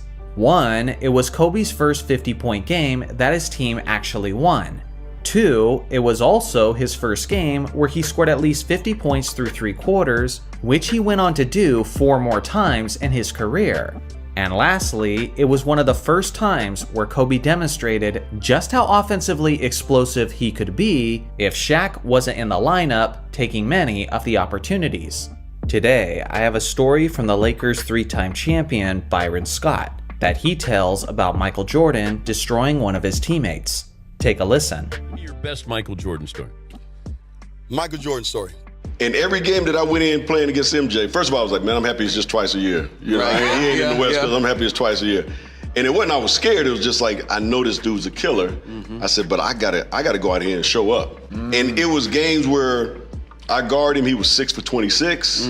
And then there was games, the most he scored on me was 39. But it would take him 30 shots to get it. You know what I'm saying? So I'm like, all right, I'm gonna make it hard on you. That's a hard 39. I'm gonna make it hard as hell. Yeah, it's not an easy. You're gonna respect. I respect you, but you got to work for this. Right. So it's funny because we played against them in the Forum, and it was my 10th year in the league. So it was my last year with the Lakers at that time. We had drafted a guy, Anthony Peeler. You guys remember Anthony Peeler? Lefty, exactly. So I hurt my ankle. Chicago Bulls coming in town, and unfortunately, I got a sprained ankle. So the trainer's like, I don't know if you're gonna be able to play tonight. And I was like, well, we'll see. Let's just wait till game time. So Chicago's bus is coming down the Forum, and I'm walking out. MJ gets off. MJ says, B. Scott, what's going on? I said, what's up, MJ? He said, man, I hear that you're not playing tonight. I said, no, I sprained my ankle. He said, who's guarding me? I said, Anthony Peeler. He said, 50. The rookie? Shit, 50. Swear to God. Hey. So I told Anthony Peeler, listen, MJ, he's probably going to go for about 50 tonight on you. So just, I go home, I come back to the game, got my suit on. The players go out to warm up, and then Anthony's coming towards the bench. And I say, Anthony, listen. He said he's going for 50 tonight. So what you don't want to do is piss him off. Right. I enjoy guarding Mike because he was, the one thing I did with Mike is I never got him pissed off. I said, this is how you guard MJ. I said, don't be all physical and trying to body him because he's going to go around you, man. Yeah. I said, back up, give him space, dare him to shoot jump shots, challenge him. He make them. Right. He make a shot, you say, good shot, Mike. You don't talk trash to him so he can go off for 60. You try to kill him with kindness. You don't try to talk trash to him. I got him. Okay. Every time MJ scored, he looked at me on the bench. Told you. 54. No, just be cool. He ended up with 54. So the man could do basically whatever he wanted to do on that basketball court. Now, Byron Scott tells a great Michael Jordan story, but just how accurate is it? Well, let's look at the clues and figure out which game he's talking about. Well, according to Scott, the game was played in the Great Western Forum in Los Angeles. And since these two teams were in separate conferences, we know the Bulls only played in Los Angeles once that regular season. Then Scott said it was his 10th season in the league, which he said was his last year of his first stint in Los Angeles. He also said that Anthony Peeler was a rookie that season. And all of this information lines up specifically with the 1992 to 1993 season, which tells me that I found the game that he was talking about. It occurred on November 20th, 1992, between the 7-1 Chicago Bulls and the 3-3 Los Angeles Lakers. Now, what you need to understand is that Michael Jordan was at his absolute peak of his abilities and at his peak of his intimidating reputation. At this point, Jordan had just won the last 2 NBA championships. He had just won the last 2 Finals MVPs. He had won the last 2 scoring titles. He had won the last 2 league MVPs. And he was fresh off of leading the men's USA team to an Olympic gold medal. Based on the fact that Jordan had such a strong start to this season, they appeared to be on their way to their 3rd straight championship. To sum it all up, Jordan was winning basically everything in the game of basketball, and everyone was wishing that they were like Mike. So when a fully confident, fully prime, and fully revered Jordan says that he's gonna drop 50 on an NBA rookie, you tend to believe him. Now, Scott was in fact out of the game with a sprained ankle, but to say that a 22-year-old rookie, Anthony Peeler, had the lone assignment of guarding Michael Jordan was a bit misleading. In reality, it was a rotation of 3 guards who had that responsibility. The first was the 6'3" Tony Smith. The second was the 6'2" Sedale III. And of course, the 6'4" Anthony Peeler. The thing is, Peeler wasn't even one of the starting guards for this game, as Smith and III got those honors. Tony Smith was the one who had the first crack at MJ, and Jordan quickly went to work, burying his first jumper just inside of the 3-point line. Now, this story is famous for the angle that MJ dominated the contest with his scoring. But that would be selling it short, as MJ was doing just about everything on the court, from the facilitating to the rebounding, and he was even the top shot blocker for both teams. Despite MJ's all-around onslaught, Los Angeles was still executing pretty well when they had the ball, and due to this, the game was remaining extremely close. The rookie Peeler didn't get his first shot at guarding MJ until the final few minutes of the first, and at that point, Jordan's aggression to score the ball became even more intense. After his second made jump shot over Peeler, legendary commentator Hubie Brown mentioned how Jordan was talking trash to the Lakers bench, which was presumably towards Byron Scott. Not only that, but he's talking to the guys on the sideline, okay? So, after the Lakers coaching staff realized that the Peeler situation was actually fueling Jordan's wrath, they then put the 6'9" power forward AC Green on McHale to see if he would fare any better, but MJ was obviously torching him as well. By the end of the first half, Jordan had scored baskets while being defended by Tony Smith, Sedale Threatt, Anthony Peeler, AC Green, and Sam Perkins. Essentially, nearly everyone had their shot at MJ, and they all got burned. Despite all of that, the Bulls only had a 3-point lead at halftime.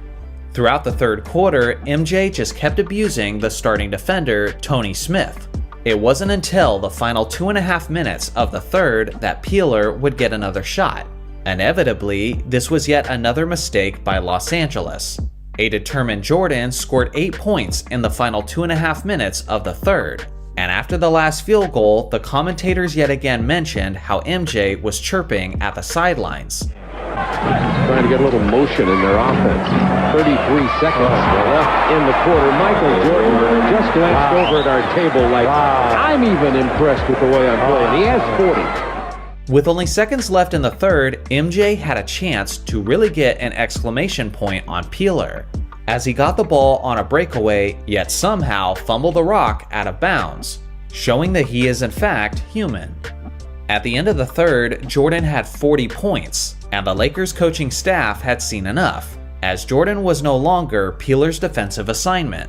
Fast forward deep into the fourth quarter, and the game is extremely close, thanks to massive performances from the Lakers' Sam Perkins and James Worthy.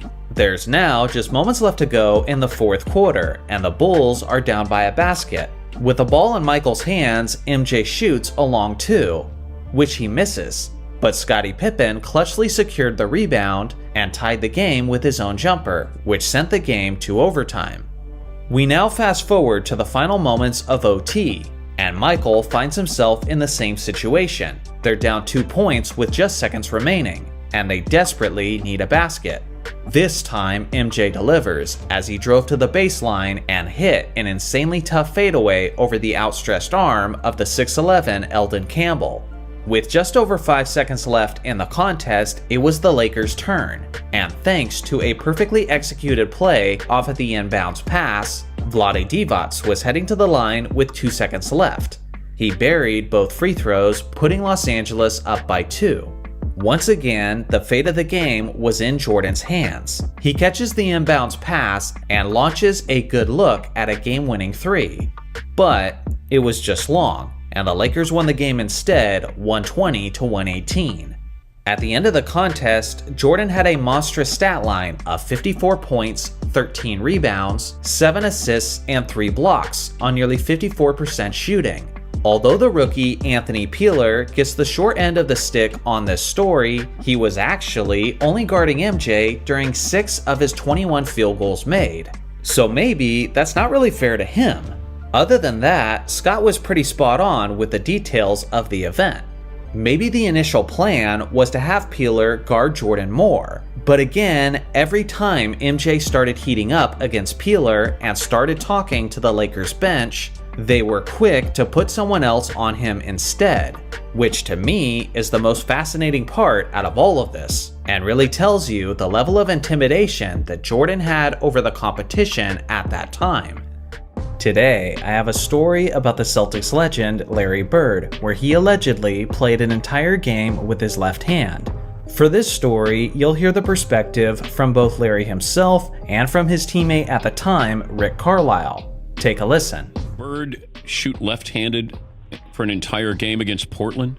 Scoring 47 points. You're especially using your left hand. Oh. I remember because I was there, and it was at a time when McHale was still coming off the bench, so he scored the first 8 points of the game left-handed. I had a good left hand around the basket, and they always, if you watch, if I remember the game correctly, they were forcing me left to help, and they wasn't getting there quick enough, so I had shots around 5-6 foot with my left hand. I felt more comfortable with my left hand there than I did my right. Then once I got started making a few, I just kept going. And Jerome Kersey was guarding him at the time, and I remember this because we had a great trash-talking team. I mean, we had ML Carr, we had McHale, we had Bird. Ainge was a yacker. I mean, we had guys with great creativity with that. And I'll never forget it. McHale yells out, "Hey, Jerome, wait till you start shooting right-handed." Some night it goes in, some night it don't. That night it happened to work out. But if I remember correctly, we won that game in overtime by like 1 point. So, probably shot with my right hand the whole game. Now, anyone who considers themselves a Larry Bird fan is well acquainted with this story. But just how accurate is their telling of this story? Well, usually, this is the part of the video where I do the investigative work to find out when this game took place. But in this case, I didn't have to do that, as the NBA's official YouTube page has the highlights of the game and posted the specific date of the contest in the video's description. The game occurred on February 14th, 1986, which just happened to be Valentine's Day, and it was a regular season matchup between the 39-9 Celtics and the 29-26 Portland Trailblazers. Bird and the Celtics were on the second night of a back-to-back after beating the Supersonics in Seattle the previous evening. Even with their tired legs, the Celtics had plenty of reasons to be confident.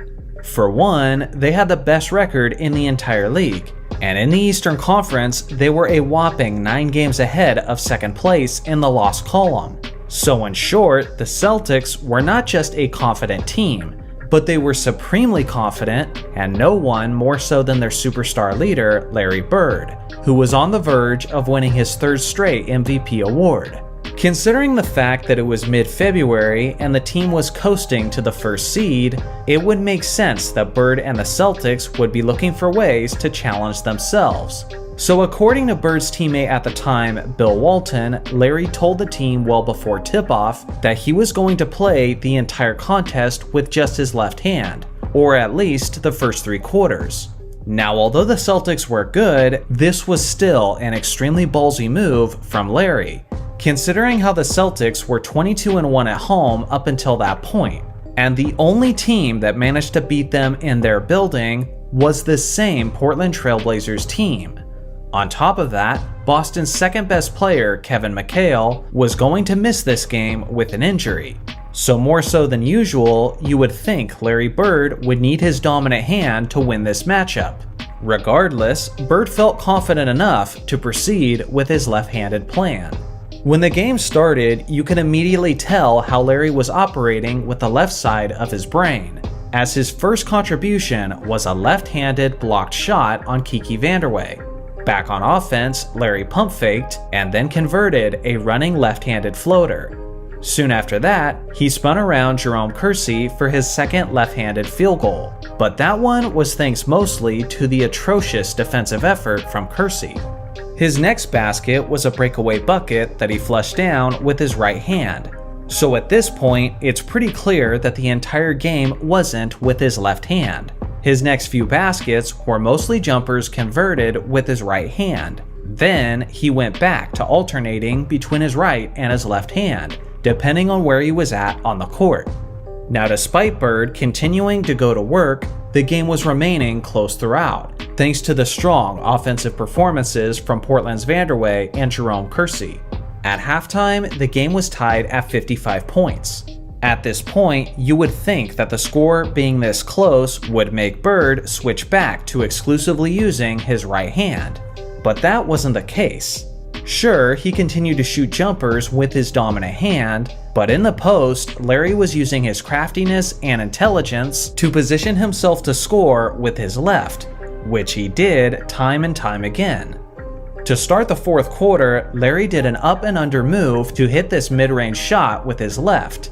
And now, the Portland crowd seemed frustrated as they booed the Celtics star for the fact that he was toying with the Blazers. Now the left-handed onslaught was in full effect, as he hit this running hook over Clyde Drexler, followed by this ridiculous and one shot on Drexler as well. It wasn't until this point in the game, where Larry had scored his 39th point, that he was finally ready to abandon his left-handed approach, presumably for the sake of guaranteeing the victory. With about 15 seconds remaining in regulation, Boston finds themselves trailing by just 2 points. Bird gets the ball from DJ and hits this clutch jumper to tie the game at 109, which ultimately sent the game to overtime.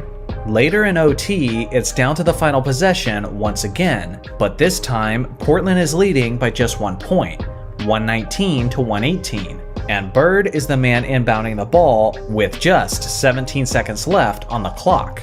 At this point in the game, Bird was sitting on a 45-point triple-double, where he had just done most of his damage with his left hand. So obviously, Portland was going to do everything in their power to deny him the ball. So now, Larry Legend inbounds the ball to Robert Parrish. He has to fight through physical defense from Kersey, but he eventually gets the rock back. And then, despite the defense being right on him, Bird did what Bird does, as he hit the game-winning shot with 3 seconds remaining, capping off one of the most amazing regular season performances in Celtics history.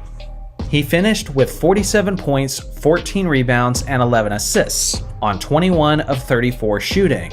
He only took a total of 3 free throws throughout the entire game, as he basically earned everything he did from the field. Now here's the important detail of the story. Of Larry Bird's total of 21 field goals made, 10 of them were made with his left hand, while the other 11 field goals were made with his right hand. So in conclusion, no, he did not play the entire game with his left hand, but he did play a large portion of that game with his left hand, in a situation where he knew he was going to be leaned upon heavily offensively. No matter how you slice it, this was a remarkable game by Bird, and it's since been properly immortalized in basketball lore. I heard a rumor, I don't know if it's true, I'm told that you, at a celebrity event to raise money, a charity event, you were the celebrity coach, and you were the first coach then that coached Michael Jordan and Magic Johnson when they were on the same team. They had never played together. This was before the Olympics, right? Yes, it absolutely was. I did get to the point where, like, I mean, I'm one of the celebrities and I've been doing nothing. I mean, what are you going to do? I've been sitting on the bench for the whole game, and I figured I better do, there's like 2 minutes left in the game, and I figured I better do something. So I called a 20-second timeout, and I had nothing to say, of course. And I looked over, though, at Michael, and he was pissed. And he looked at Magic, you know, Magic's being his Magic self, having a good time. I think the score was 240 at that point. No one played any defense. Right. And Michael was like, hey, man, you want to win this? And all of a sudden, you could see a light bulb go off in Magic's head. He was like, oh, Jesus Christ, he means it. Yeah. And then, of course, it got really competitive. In the 2017 NBA All-Star Game, the final score was 192 to 182, which is the record for the most points ever scored in an All-Star Game. Technically.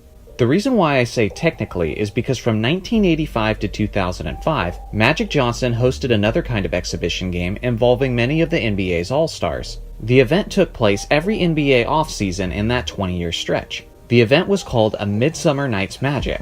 It was a charity event, and among the festivities was a game involving many of the league's best players. Unlike most All-Star games, though, players were not confined to play with teammates from their own conference. Which brings us to August 7th, 1988, in Los Angeles at the Great Western Forum. Representing Team White was Isaiah Thomas, Karl Malone, Dominique Wilkins, Clyde Drexler, Michael Cooper, Mark Aguirre, Reggie Theus, Muggsy Bogues, Roy Tarpley, and Ron Harper. They were being coached by Magic's best friend, the celebrity Arsenio Hall. The blue team was represented by Michael Jordan, Magic Johnson, Reggie Miller, John Williams, Mark Jackson, Cliff Livingston, Kiki Vanderway, and Spud Webb, and they were being coached by the great Rob Lowe. This is literally the most exciting thing that I've ever seen.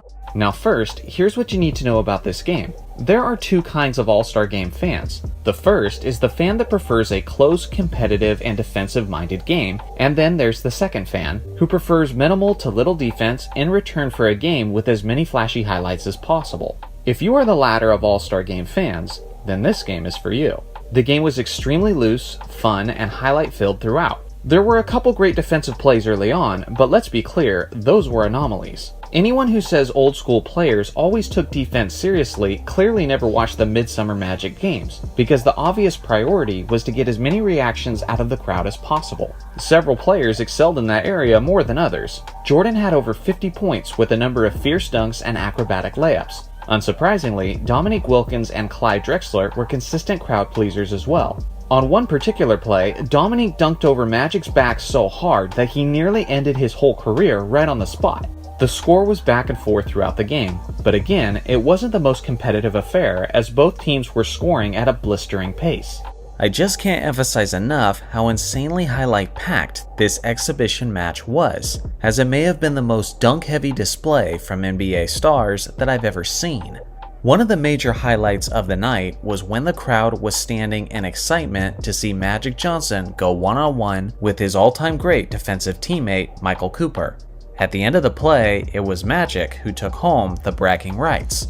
Remember at the beginning of the video when Rob Lowe was telling Conan about Jordan's competitiveness changing the tone at the end of the game and how he was determined to win? Well, now we're entering that sequence. With less than 20 seconds left in the game, Jordan brings the ball up and then makes his move. After drawing the double team, he then finds Kiki Vanderway for the layup underneath. Not only did the basket give Jordan and the Blue a 1-point lead with only 10 seconds remaining, but it also gave the team their 200th point, which has never been done in any other form of NBA basketball. The Jumbotron could only display a 00 and the word tilt since it wasn't even designed to display as high as 200 points.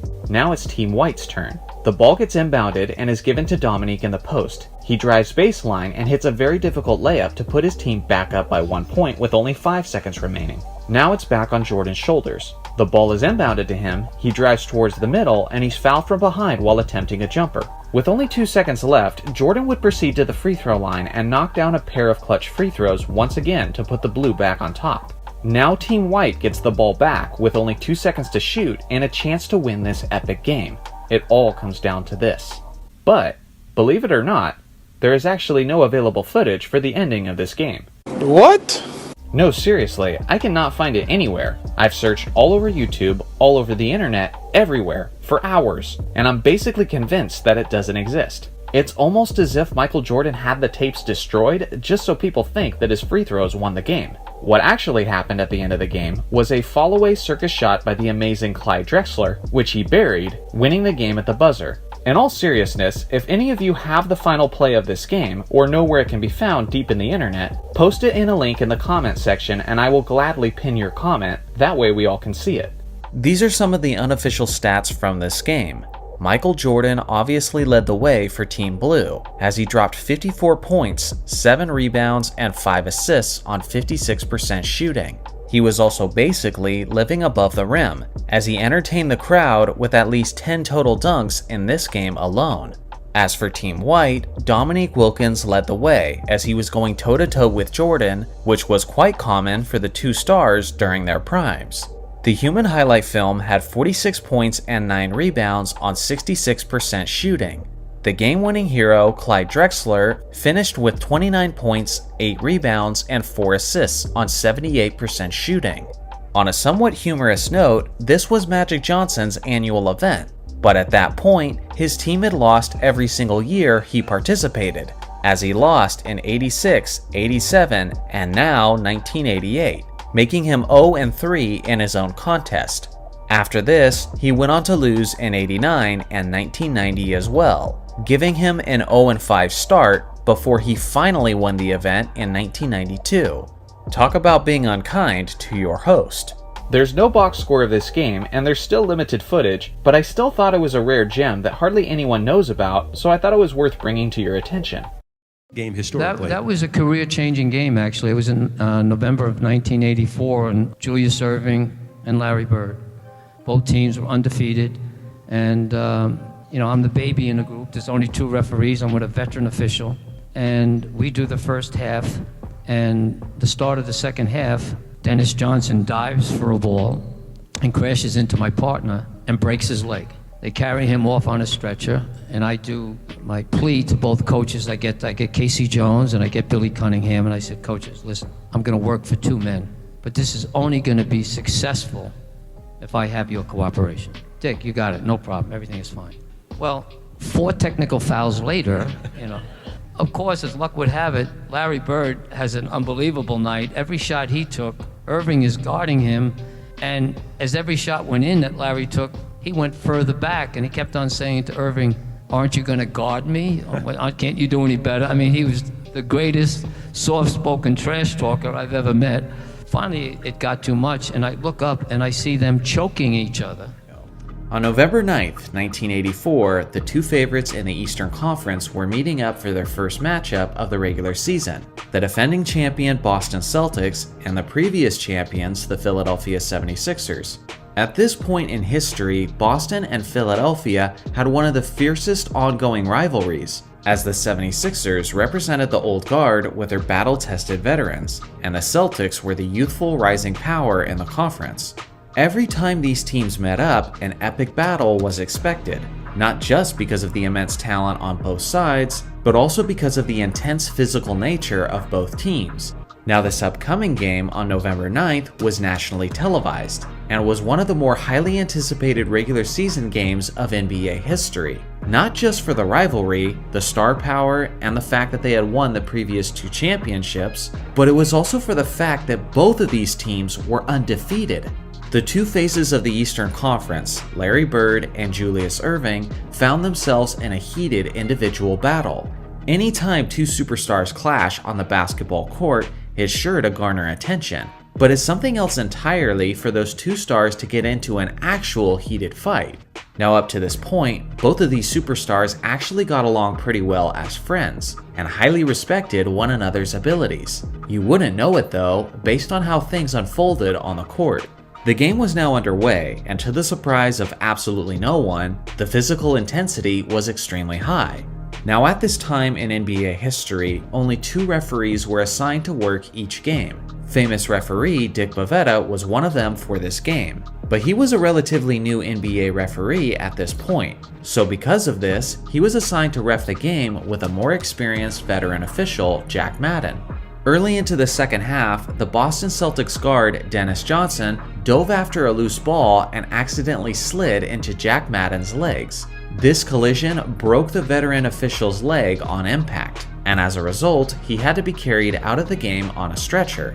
And now, the less experienced Dick Bavetta was left to officiate the game by himself. There were absolutely no reserve referees waiting in the wings. In an attempt to gain control of a chaotic basketball game, Bavetta pulled both of the team's head coaches into a huddle and asked them to keep themselves and their team on their best behavior, since he was all alone to ref the game. Both coaches agreed, but only with their words and not with their actions, as Bavetta had to give out numerous technical fouls after the huddle. Only a couple minutes into the second half, Bavetta ejected Philadelphia's head coach Billy Cunningham after he gave him what he thought was his second technical foul. The thing is, Jack Madden had given Philly's head coach a technical foul in the first half, but then decided to rescind the tech and gave it to a Philadelphia player instead, which means Dick Bavetta wrongly ejected a coach with only 1 technical foul. After a couple minutes, Bavetta learned of this error and had to send a staff member to get Cunningham out of the locker room so he could continue to coach the game. To put it simply, this game was already a messy circus, and emotions were obviously extremely high. But no one knew just how much worse things were about to get. It was a close game halfway into the third, but on an individual level, Larry Bird was destroying Julius Erving on both ends of the court. With 6 minutes left in the third quarter, Larry had a whopping 42 points on 74% shooting, compared to Erving, who only had 6 points on a terrible 23% shooting. And of course, you guys know Larry Bird. He was letting Erving hear about it every step of the way, trash-talking him as he buried jumper after jumper. At the rate Bird was going, a 70-point night was looking like a very realistic outcome, all while Irving was experiencing one of the worst performances of his entire career. Understandably, this whole process was incredibly frustrating to Irving. So when the two stars were battling for position down the court, Irving got right up against his body when Bird swung his elbow towards Irving in what appeared to be an attempt to clear some space. Larry was whistled for an offensive foul for the elbow, and he was irate at the call and started letting the referee hear about it. According to Julius Erving, he extended his arm towards Bird in an attempt to restrain him from the referee. Larry didn't like that very much, and before you know it, a gesture that was made in an attempt to keep the peace turned into both players literally choking each other. After the two stars had each other by the throat, Larry then took the first swing at Irving, and it was on. Moses Malone and Charles Barkley of the 76ers grabbed a hold of Bird from behind. By the time the chaos had finally been put to a halt, both players had been ejected out of the game. Eventually, each star was fined $7,500 apiece for their part in the brawl. The Celtics went on to win the game 130-119 and remained undefeated. Bird was even playing against the Washington Bullets the very next day on the second game of a back-to-back. Now take a moment to imagine something like this happening in the modern NBA. The last two championship teams meeting in the biggest game of the year. It would kind of be like Giannis and LeBron getting into a brutal fight, and naturally, social media would be exploding at the event. Obviously, this analogy doesn't totally work, as they weren't the last two champions, and they were never close to having an undefeated matchup this season. Even by the most crazy hypothetical modern comparison, it still doesn't match up to the gravity of that fight in 1984. In some ways, it really was like the Wild West in the 1980s. Now here's the thing, these two legends had to meet up again in the regular season just 1 month later. This time, on December 12, 1984, the rematch took place in the 76ers home building in Philadelphia. Obviously, everyone watching was waiting to see if there was yet another fight in store for Larry Legend and Dr. J. For the most part, everything was pretty cordial between the stars. But if Irving was hoping that this would be his revenge game where he would get the upper hand on Bird, then he was left awfully disappointed. Once again, Larry methodically picked Julius apart, as he once again dominated the matchup, dropping 34 points, 9 rebounds, and 5 assists on 57% shooting, compared to Irving, who only dropped 16 points on 39% shooting from the field. At this point, Boston had firmly established their mental edge over the 76ers, and when these two contenders later met up in the Eastern Conference Finals, Bird once again had the upper hand, as the Celtics comfortably eliminated the 76ers in just 5 games. In my opinion, the greater story is the Achilles tendon. Yeah. The most telltale sign of an Achilles tendon rupture is when an athlete says, "It felt like somebody kicked me in the back of my leg." As soon as you hear that, you know it's torn. You know it. And I said, okay. Then he says to me, so I reach back there and try to pull it back down. I said, no, it doesn't really work that way. He goes, yeah, I know. He goes, I've been trying to walk on my heel to see if I could run on my heel and see if I could play that way. I said, it don't work that way either. He goes, well, can we go in the back and maybe you could tape it up? I could finish the game. I said, it doesn't work that way either. I said, but here's what I'll let you do. So there's 2 free throws coming. I said, I'll let you, shoot the free throws. He's going to tear the other one standing there. I mean, he's already torn it. So after the second free throw, make or miss, we're going to foul, and then we'll get you out of the game. I said, but it's up to you if you want to shoot. I'm shooting them. Okay. What I didn't anticipate, because we were sort of at the scorer's table talking about this about halfway. Before I knew it, he was walking towards our bench, towards you. Well, he didn't need to make that walk, but he did, which means he had to walk all the way back. Okay, so he's walking almost the length of the court, at least 2/3 of the court, on a ruptured Achilles, then walking back to shoot the free throws. With no assistance either. Nobody helping him. None. Then walked all the way back to the training room. And I've talked to him. To this day, pretty much it was a shot at Paul Pierce. When he played, he walked Celtics, off, and was he wheelchaired off? He took a wheelchair off the court and then came back and Right. kicked our tails the rest of the game. So that was the message that he was sending to everybody in the league, and it was sent loud and clear. The 2012-2013 Los Angeles Lakers, one of the most hyped teams of NBA history. Most of us have a general idea of how this story ends, but within that, there are many details that often get missed, and honestly, there's enough story in this season for there to be an entire documentary or an ESPN 30 for 30 on it. Alas, I'll do my best to tell the story of the 2013 Lakers and of Kobe's epic last stand. The Lakers were coming off of a disappointing 2011-2012 season that ended in the semifinals to the Oklahoma City Thunder. With their team growing older and no longer seen as legitimate title contenders, the Lakers were desperate to shake up their roster to return to title contention. The Lakers proceeded to make two major trades that offseason that left the NBA world stunned. First, the Lakers acquired future Hall of Famer Steve Nash for 4 future first-round draft picks. Nash was a passing wizard, but he was also in his late 30s and had been having off and on back problems the previous year. Regardless, LA fans were ecstatic with the acquisition.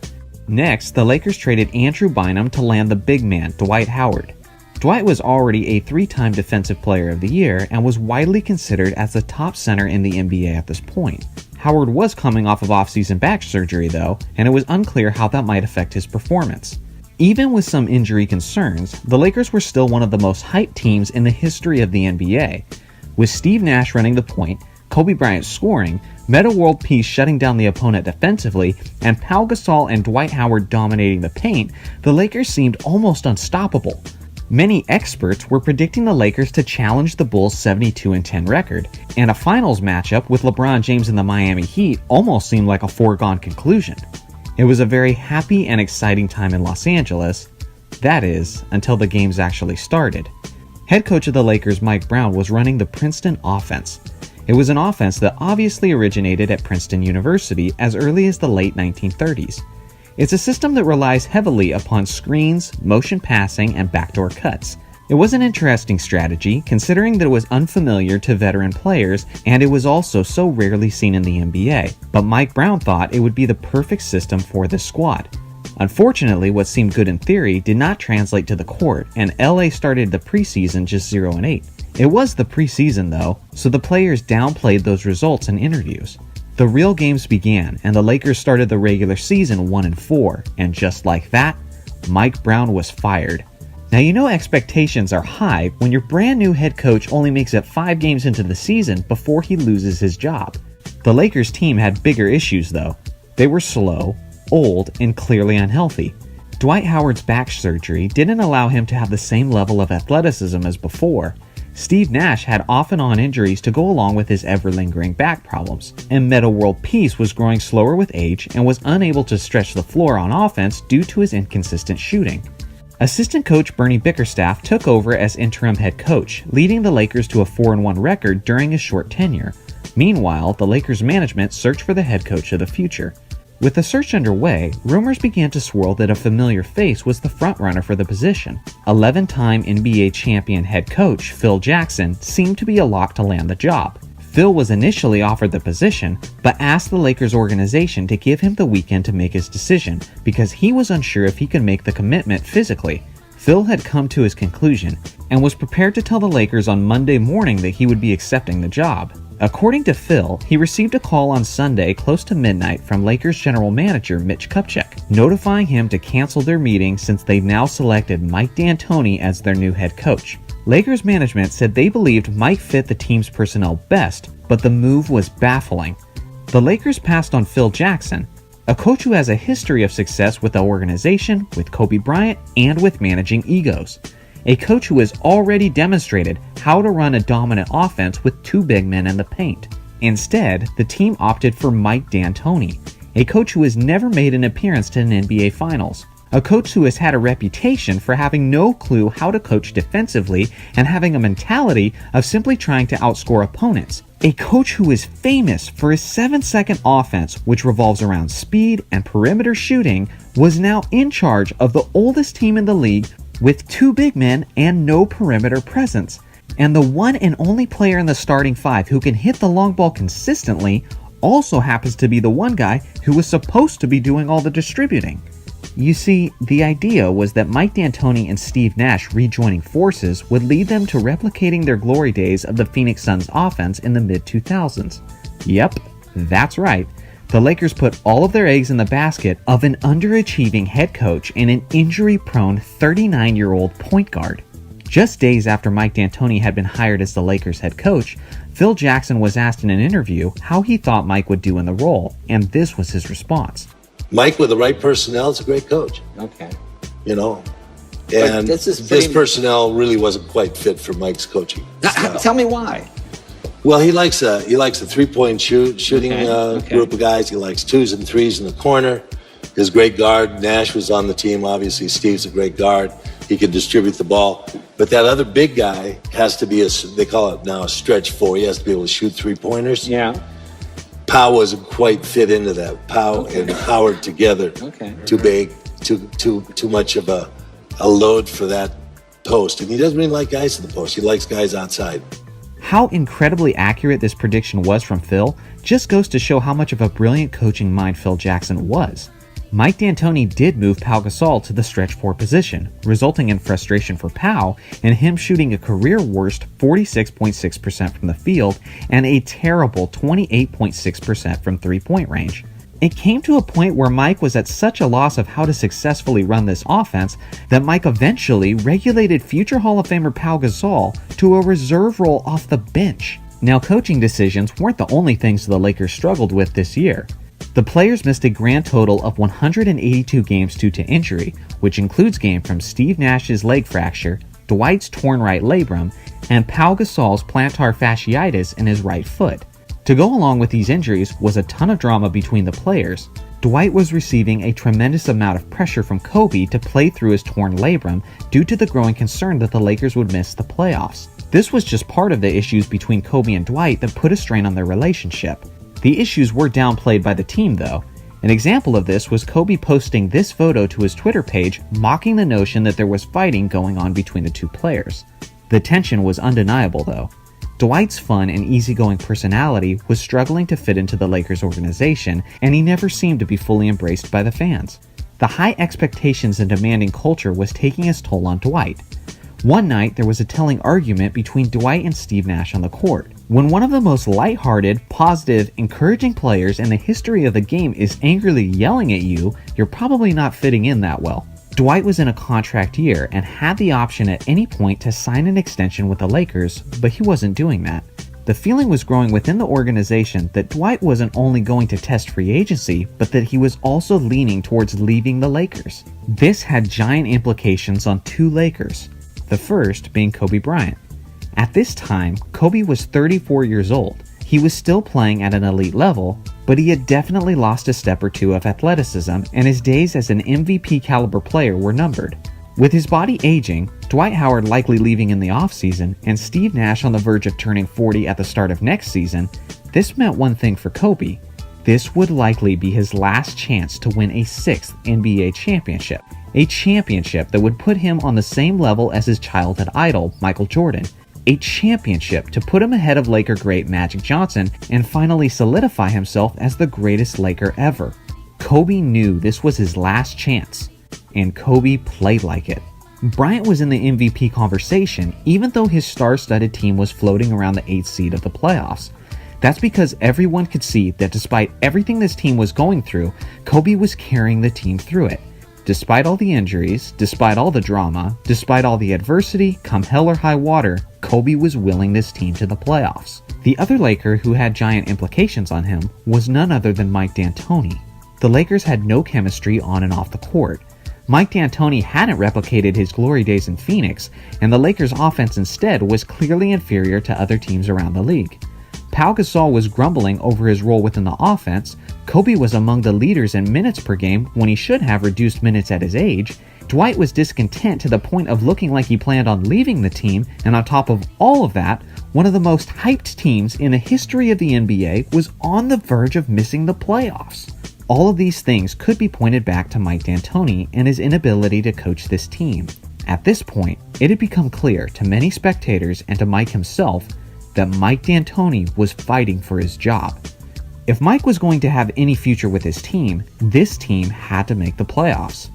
This led Mike to make a decision, a big decision, a decision that I believe ended Kobe's career as a top player in this league.